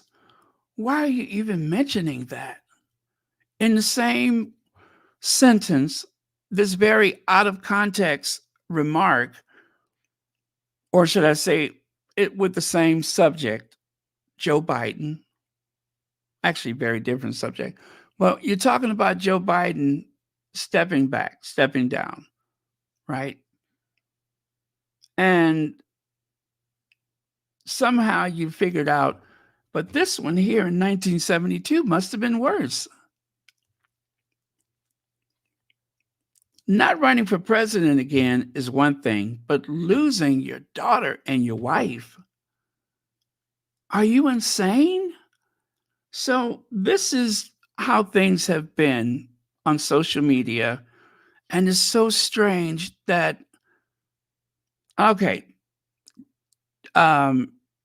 Jeremy Vine is not so bright. I'm used to him. But Dr. Shola, Owen Jones, I stopped looking because it's only a few people that I love and respect in that part of the world. I did not want to see anybody else in the media that I thought was an honest broker say something equally as insensitive as what they said. I couldn't believe Dr. Shola. I couldn't believe it. And y'all know I love Dr. Shola. And I thought Owen Jones was cool. But picking on Joe Biden? If he is really, okay. If Joe Biden is really so out of it, then how do I put this without sounding even remotely apologetic for him? But if he's so out of it, then shouldn't you just leave him alone? Shouldn't you just leave him alone? Leave him be. They're saying that the man is sick. The man's health is frail. And instead of just like, goodbye and good riddance, they really went there. We cannot undo all of the tragedy that happened in Gaza. It is a genocide. It's nothing but a genocide. There has been the mother of all land grabs going on. And nobody in the world, there's no country in the world that has been protecting the Palestinian people. They're on their own. They are literally on their own against one of the most well-equipped armies in the world. There's nothing about that I don't get. But there's no way in the world that I'm going to allow the Orange Menace to return to the White House without doing everything that I can do to push the Democrats back into office or to keep them in office, and of course, to vote my conscience, which is blue. That's it. There's not going to be any other direction to go.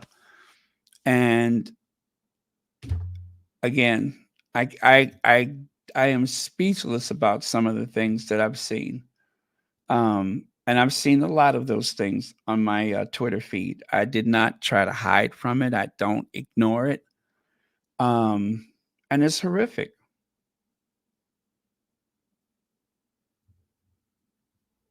I'm one of those people who say, yeah, George Bush is a war criminal. When he's smiling and hugging Michelle Obama.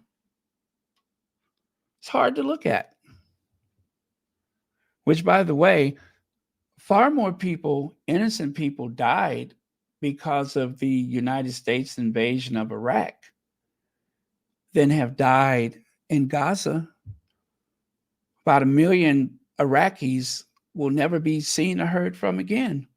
That's the biggest secret in all of these things. And nobody ever talks about that. Most American people don't know that. I know.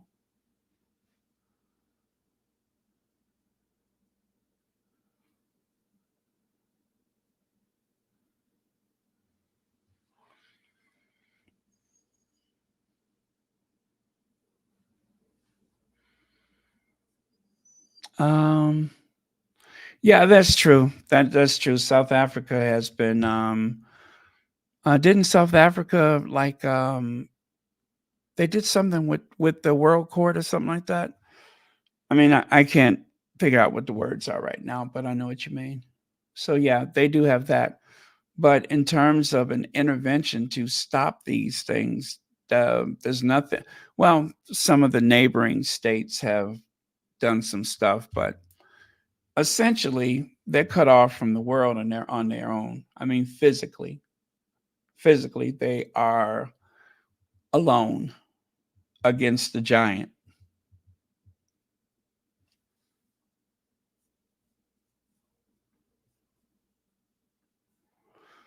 So Jeremy Vine says, wow, I thought there was unusually a moment of public respect when someone ends 5 decades of public service, or is that old hat?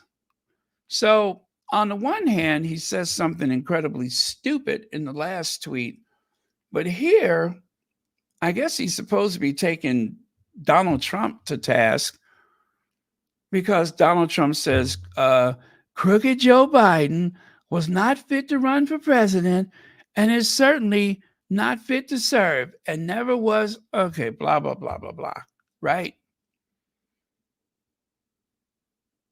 So I think Jeremy Vine didn't mean anything bad. I just think it was very ill conceived.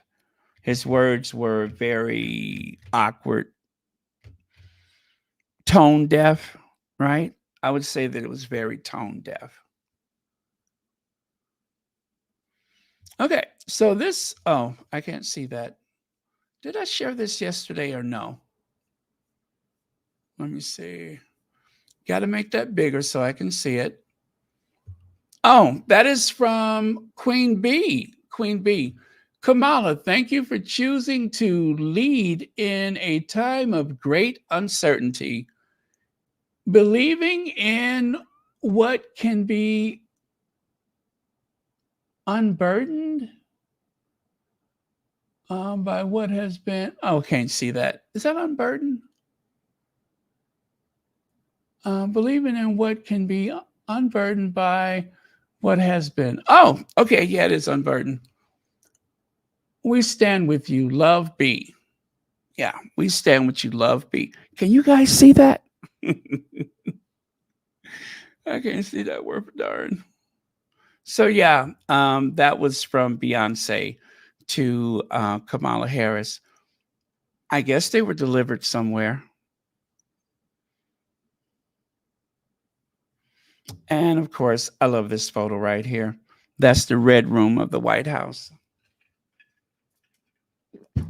You know, the White House tour is free. So if you ever get a chance to see it, make sure you go. It's a self-guided tour. There are no tour guides, but they give you a pamphlet and you can walk around and it's free.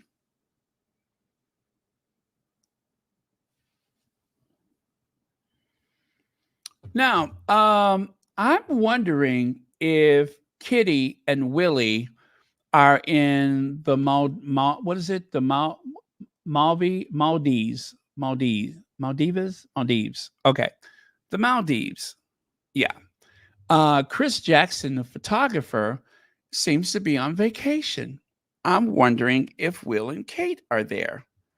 I'm wondering if they asked him to come along to take some professional photos. I mean, after all, his wife, fiance, girlfriend, doesn't he work for them?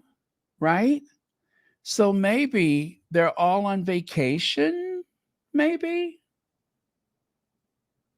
Maybe. Because remember, right after Wimbledon, Kate is on vacation officially. William is hard to tell when he's off vacation. Excited to be at, what is that? Patam something Maldives for a very special few days. A very special few days? Wonder what that's about. Always special to be working with this legend, Zafrustid. What is that? Zafru, whatever. Did we nail the island chic dress code? I guess so. But I'm wondering if they're there. Okay, you say the Royals are at Balmoral? It wouldn't be the first time that they were supposed to be someplace and they didn't show up. Like the time that William was supposed to go to the memorial service for the Queen Mother and he didn't show up. William was supposed to go to the Commonwealth Day and he didn't show up. There's been quite a few occasions where William was supposed to go someplace to be with his family and did not show up. So I think there's an excellent chance that William could be there. I don't know. I'm just saying. Unless you've seen photos of them in Balmoral, I am willing to wager you they have not gone there at all. Getting fake pictures for the rest of the year.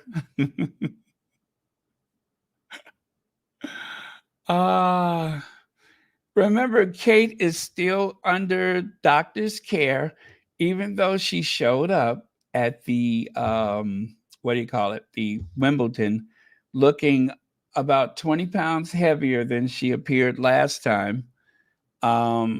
Looking very tan for someone who is under 24-hour medical care with a whole team of doctors, 2 Filipino nurses, William words, not mine. Also, they have built a special ward, a hospital ward for her at the Anmar Hall. Remember that? They said that they were building a special facility just to care for her. If that doesn't sound insane, I don't know what does. And the fact that nobody is fact checking any of that stuff is making me insane. None of it sounds sensible. The same Kate that could barely hold her head up sitting on that bench is the same Kate that we saw running out of the farmer's market. I mean, she had on track shoes. She literally ran out of the farmer's market, did a somersault into a split, and then she jumped up and did a pirouette and jumped inside of the car and went home. That's how sick she was. Smiling. William could barely keep up with her. Remember that? Coming out the farmer's market? And she started dancing like Aunt Viv on the Fresh Prince.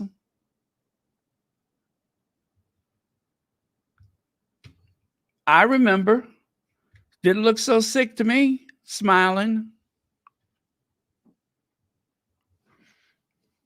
You know how they say it depends on who you ask? I think it depends on how the press is, well, not the press, but how the TikTokers, how the people on TikTok perceive her. Then that's when they decide to dial it up and to dial it back down again. But all I know is they say she has her good days and her bad days. And the day she ran out of that farmer's market like the place was on fire, that had to be a good day. The bad day was when Stephen Colbert mentioned Rose Hanbury, then she wasn't feeling good. The other bad days are when she's accused of being a racist. That takes her down too. But when it's time to go to Wimbledon,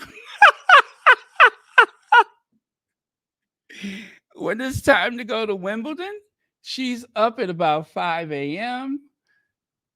Is it time to go? Is it time to go? Can we go yet? Yeah, when it's time to go to Wimbledon, she's up early. She's already taken her bath. She has a team of people setting her hair extensions, right? Everything is set. Don't want to get there too early. Got to make a royal entrance. So her bad days is when she don't want to do something. But her good days, obviously Wimbledon. If you get a chance to flirt with the Spaniard, then you're having a good day.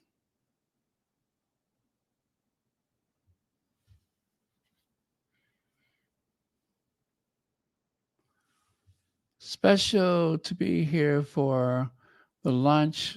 Let me see. Sustainably inspired collection of art, life energy. I still say Will and Kate might be there. I don't know why I get the feeling Will and Kate may be there.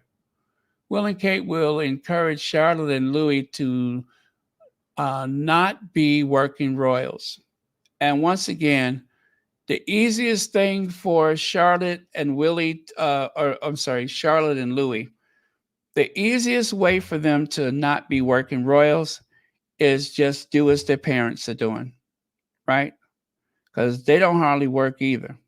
So if they follow the example of their parents, I promise you they will get this non-working down to a science. Do as your parents do. Show up when you feel like it. Show up for BAFTA, for the men's finals of any sport, it don't matter. Show up for the men's finals. Show up for Wimbledon.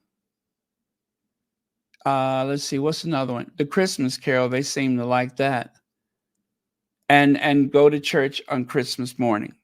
That's all you got to do. And you're a non-working royal. Don't you dare do a Zoom call.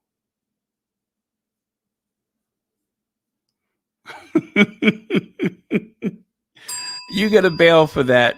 The Spaniard was going home to watch Suits. I hear that he is a Suits fan. Yes, he is a Suits fan.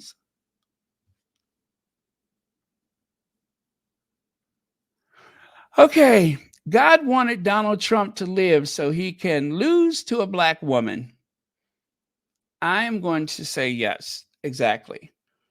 He was spared so that he can be beat by a black woman, so he could lose to a black woman. As a matter of fact, Donald Trump is so invested in Kamala Harris's success that back in 2011, he actually donated $5,000 to her reelection campaign. You see there? Reelect Attorney General Kamala D. Harris, 2014. Yeah, 2014. Why does that say 2011?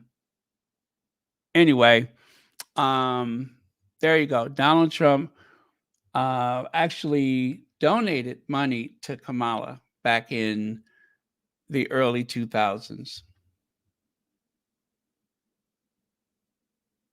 Life is interesting, isn't it? Donald Trump was a Democrat until he decided to run for president. Persons of the year. That's very cool. But check this out. So this is the Time magazine for yesterday, I believe it was. But if you combine that with the one from the debate, the week of the debate, as you can see, panic. And they have Biden stepping off of the front page. And over here, for this week, you can see Biden has stepping off of the front page, and Kamala is stepping on to the front page, the cover. That's kind of cool. I think I like that. Chadwick Boseman, or Black Panther star, the late Chadwick Boseman. There's a picture of him with Kamala. I love that picture, by the way. I think it's very sweet. Did the check bounce? Tash Mack, Donald Trump wrote that check. The whole bank bounced. When Donald Trump writes a bad check, the whole bank bounced. When they try to put his check through, everybody sits down and put their seatbelts on because the bank is about to lift off the foundation. They already know this. So, yeah, the whole bank bounced.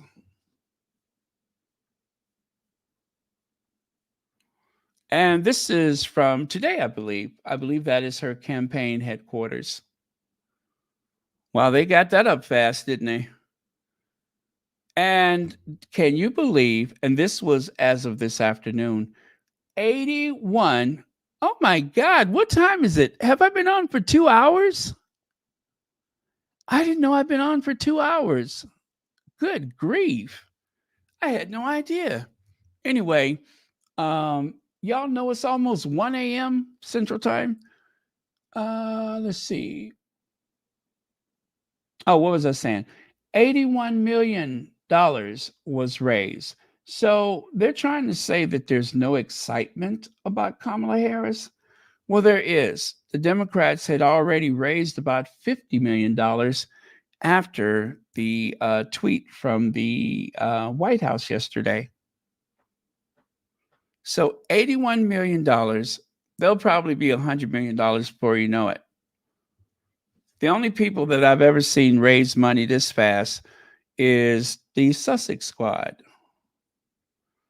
So, you know what? I forgot why did I put this one up here? Now that's an old slide right there. This is a thumbnail, and I was going to say something about Lady Sussex, and now I can't remember what it was. Oh, well, anyway, yeah, well, listen, you guys, I don't know if you listened to, now I know what it was. I don't know if you listened to Lady Sussex this past Sunday, but oh my goodness, she was having an awful week, and yet she managed to come on Sunday, and she wasn't sure that she would be able to, but she did. And one of the things that she said gives her comfort is the fact that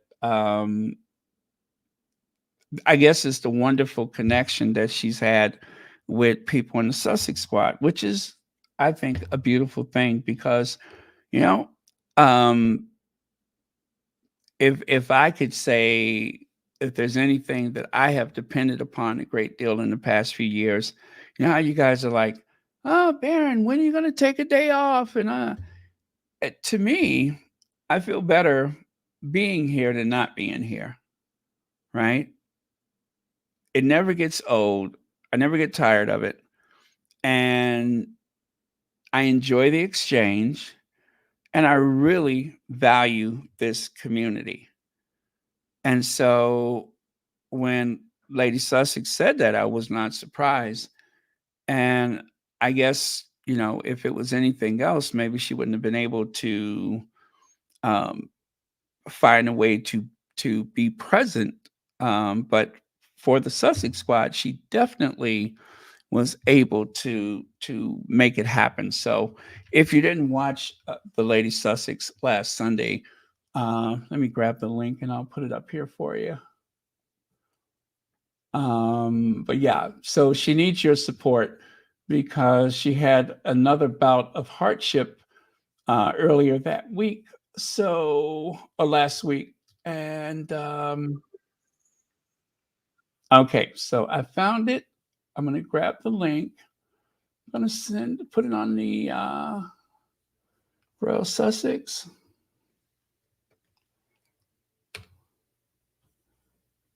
Oh, let me see here.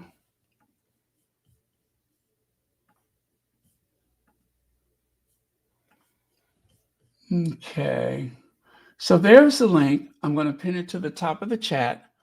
Anyway, I'm so glad that the Lady Sussex is back because I had gotten used to Lady Sussex on Sunday morning, and I wake up looking for her and George and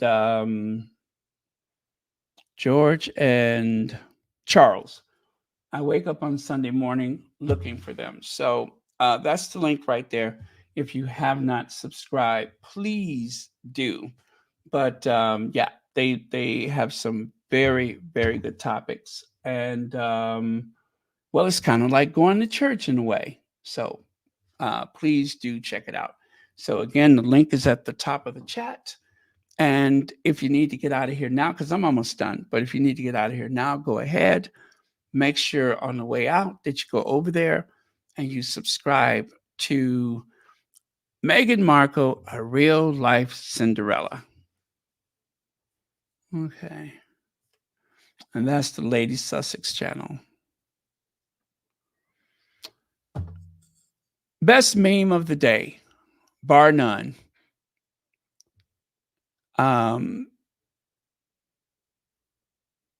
Joe Biden raised the bar. I forgot who that is, but he failed the bar. And what's her face? She worked at a bar.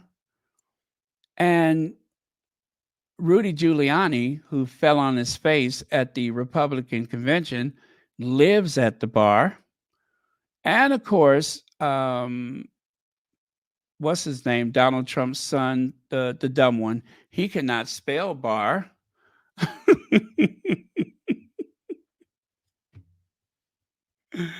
And Donald Trump should be behind bars. So as you can see, they have all those bars in common. Oh, that's Jim Jordan and what's her name? Baber. Thank you for that.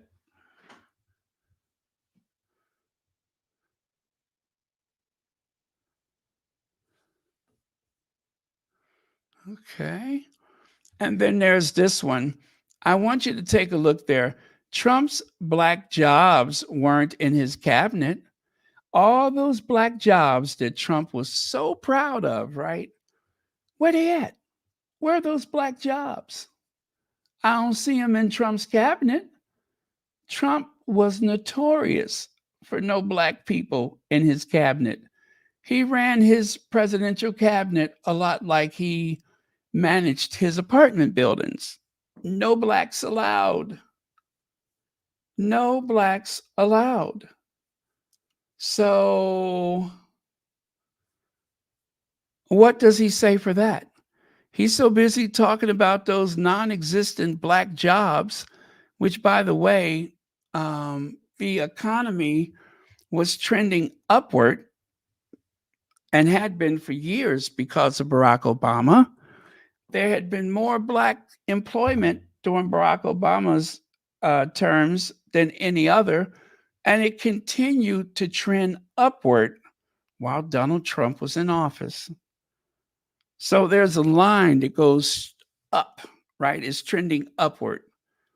So, in other words, Donald Trump's success was actually Barack Obama's success.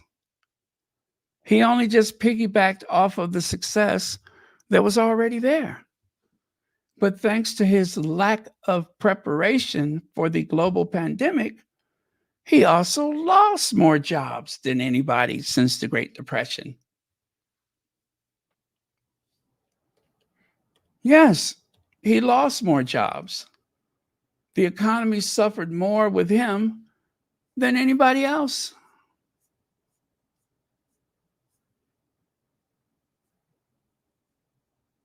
But that is a comparison.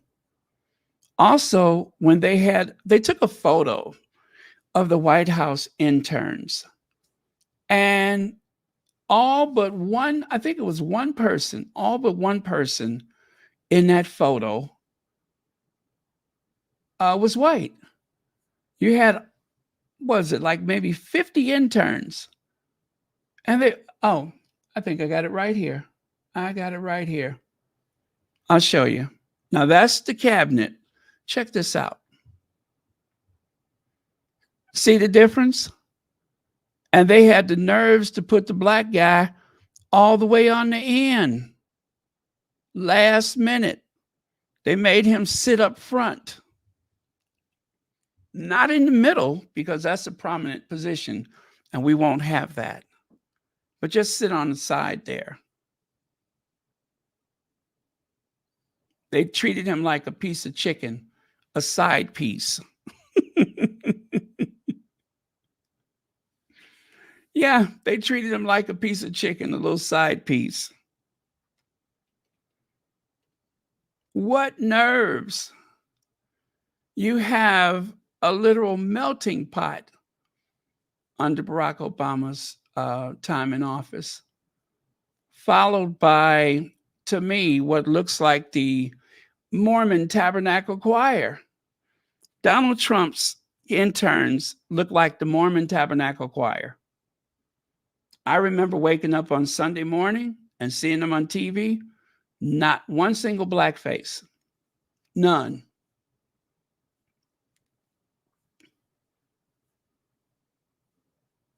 I don't see the progress. So where are all the black jobs? Even the unpaid help, the interns, not a one. Hey, we got to pay them. Well, actually, there was only one. He wasn't even paying them.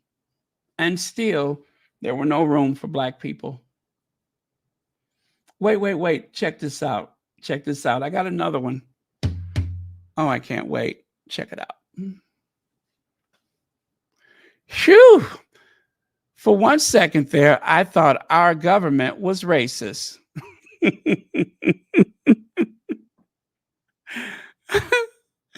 Let me see. There's Mike Pence. There's Kevin McCarthy. Do I see old Newt Gingrich back there somewhere? But look all the way in the back. Look all the way on the left side in the corner there. You see there? Under that overhang. And there it is. One black person. I keep all my receipts, all of them.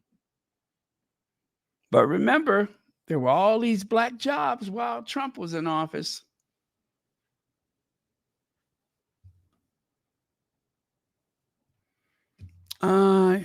Sure he wasn't in a KP phone.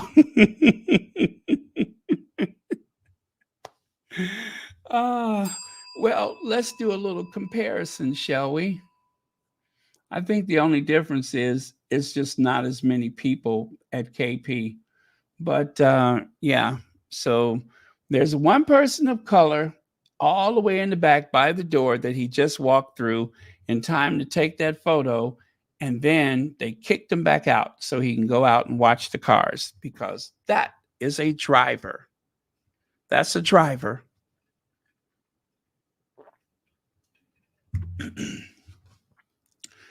At the in the royal family, they did not want any people of color working in anything clerical. The only thing that the people of color were good for was the cleaning, or yeah, just the cleaning. They didn't even have them cook, just cleaning, and that was it. So, yep, very good, Legs. You're right. It looks very identical to a KP photo. KP all day. That's bad, though. That is bad. Obama's White House, Trump's White House. Spot the difference. I even see a guy with a turban. Let me see who else. I mean, there's just all manner of people there. And compare that to Donald Trump. One black guy. One. And I don't know if you should be able to see it. Donald Trump is standing in the very center wearing a red tie. And Barack Obama is in the very center.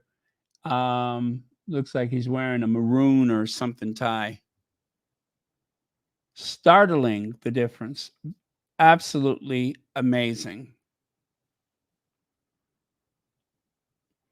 And they show up every day for work with Donald Trump, and they don't see anything wrong with that picture.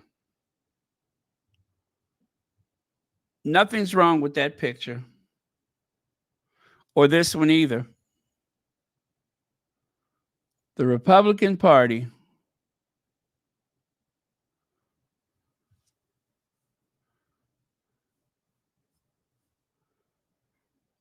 You know, I was hoping that there was going to be a debate with JD Vance and Kamala, because I'm telling you, one of the things I would say to JD Vance is, I hope you're treated much better than Mike Pence was.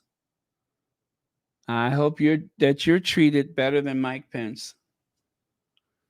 You know, Mike Pence was a good for nothing, but I tell you, in the 11th hour, at the last minute, when he refused to leave the Capitol so that he could help finish the certification of the election. That was the only good thing he did the whole time he was in Washington. That was the only thing that he did was right. Other than that, he was a complete flunky for Donald Trump. No vice president had been treated as worse since probably Harry Truman. Harry Truman, at least that we know of. Harry Truman was not very much respected or appreciated by the White House. Harry Truman was the accidental president.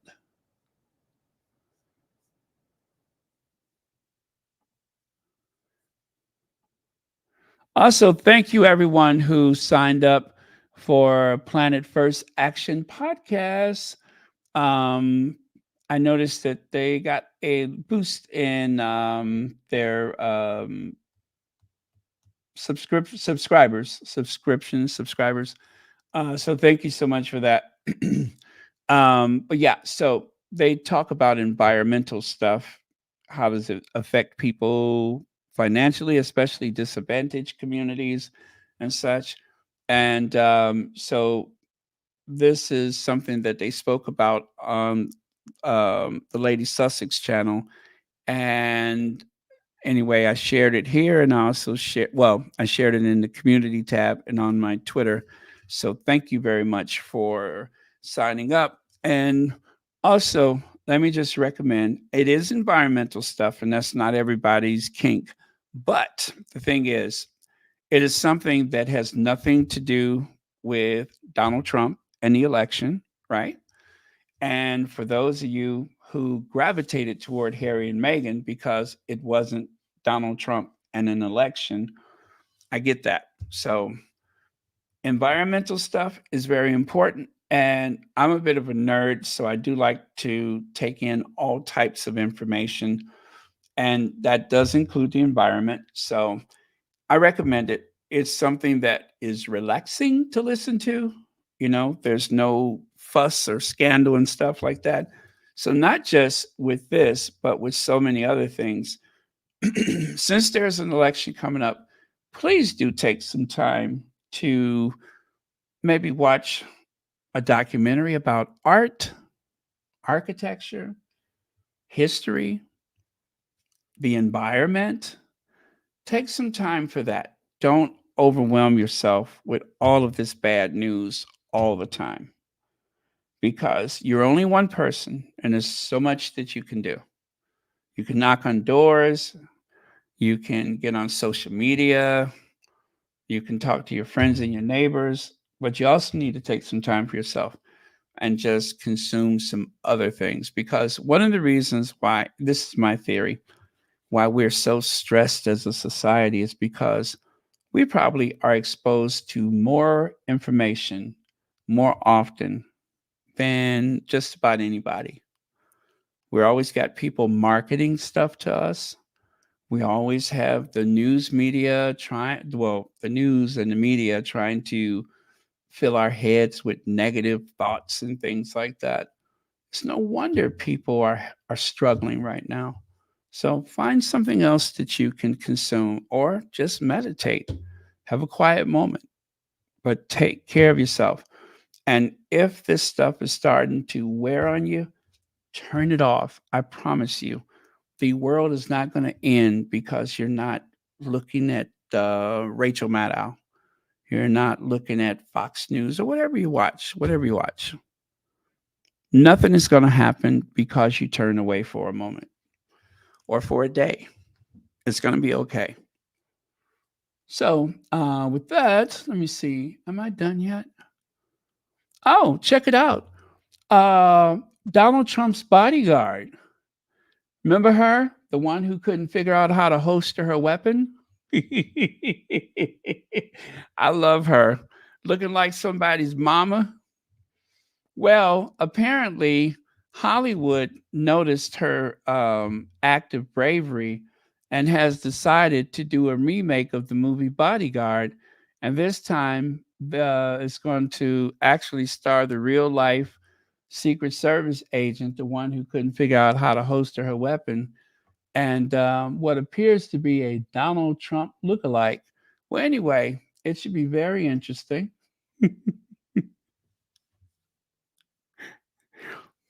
I hope it's on Amazon Prime, or maybe if it comes on Netflix, I can catch it. But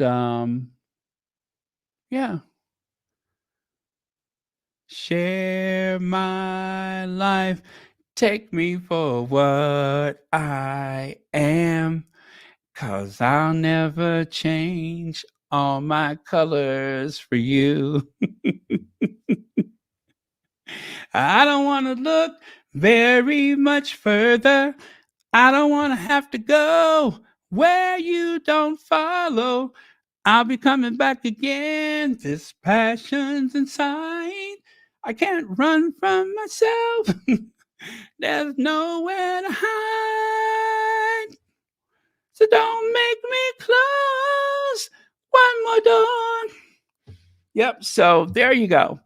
Um, Secret Service agent by day, movie star by night. Poor lady could not figure out how to holster her weapon. Didn't seem to know what to do. Why she doesn't work for Her Majesty's Secret Service, I have no idea. But maybe, maybe. This is 2024. You can be a secret agent, you can be an international spy, or you can be an actor. You can do all those things. People have multiple careers in a lifetime. And of course, one of my favorite memes is this one. We got him, Joe. We got him. You're going to be the next president of the United States.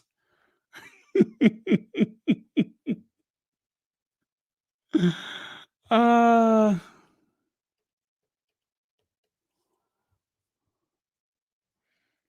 me see. As a matter of fact, let me see.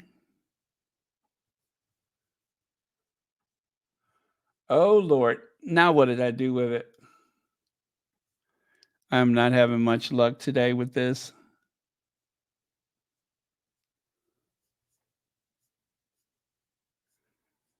Oh, boy. Let me see. Let me see.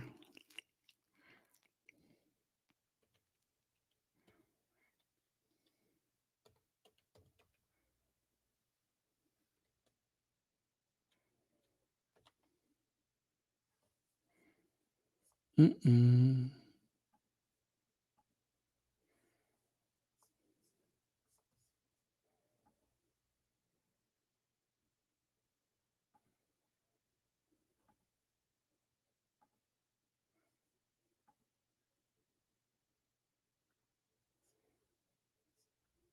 Okay.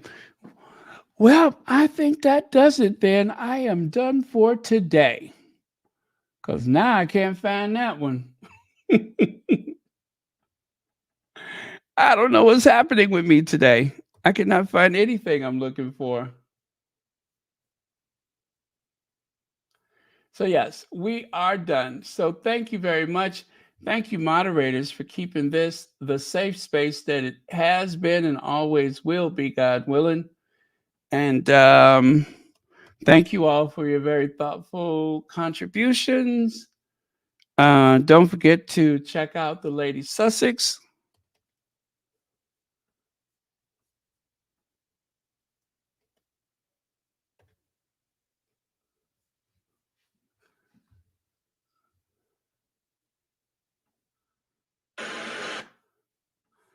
Okay.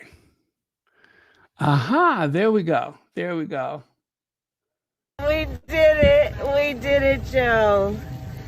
You're going to be the next president of the United States. Yes, that's it right there. That's what I was looking for yesterday. We did it. We did it, Joe. You're going to be the next president of the United States. Yeah, that is the one I was looking for yesterday. Could not find it to save my life. So Kamala was out for a jog that morning, which she actually jogs quite often.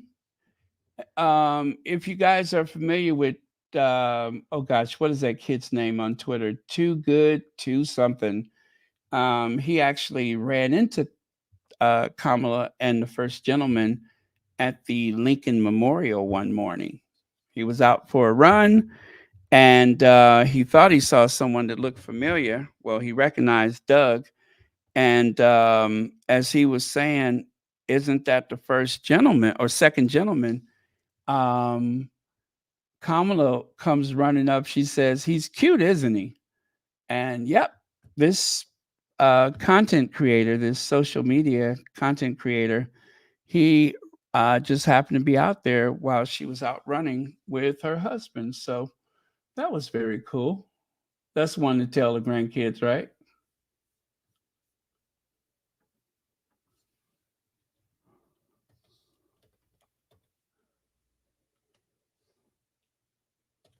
So good night. God bless. Thank you very much. Our last word for the day is, well, I tell you, I'll let the vice president have the last word. We did it. We did it, Joe.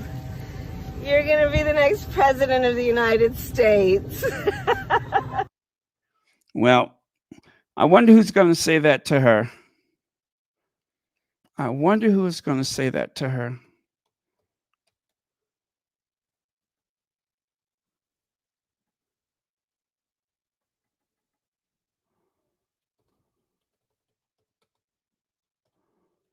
Okay, good night. Love you guys. See you tomorrow. I'm not looking for anything, by the way.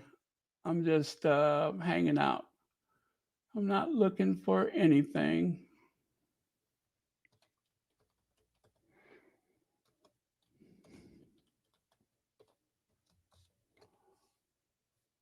Well, that's what I'm doing. Just hanging out here.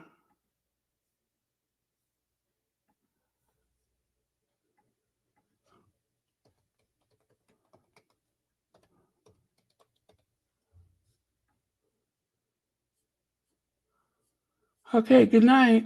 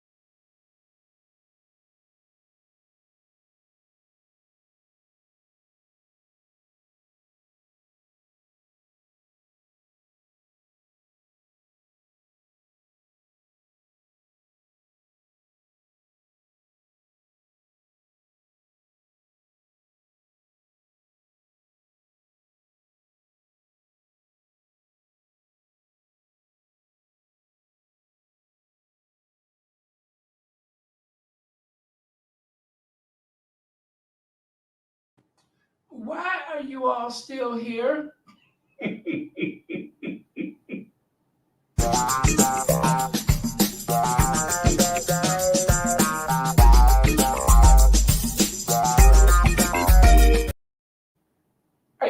insane? Why are you all still here? Good night.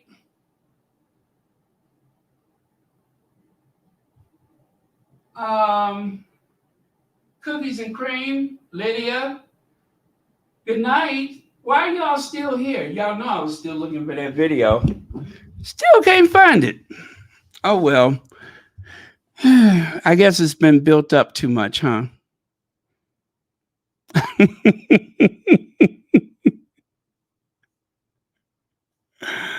Okay. Good night for real.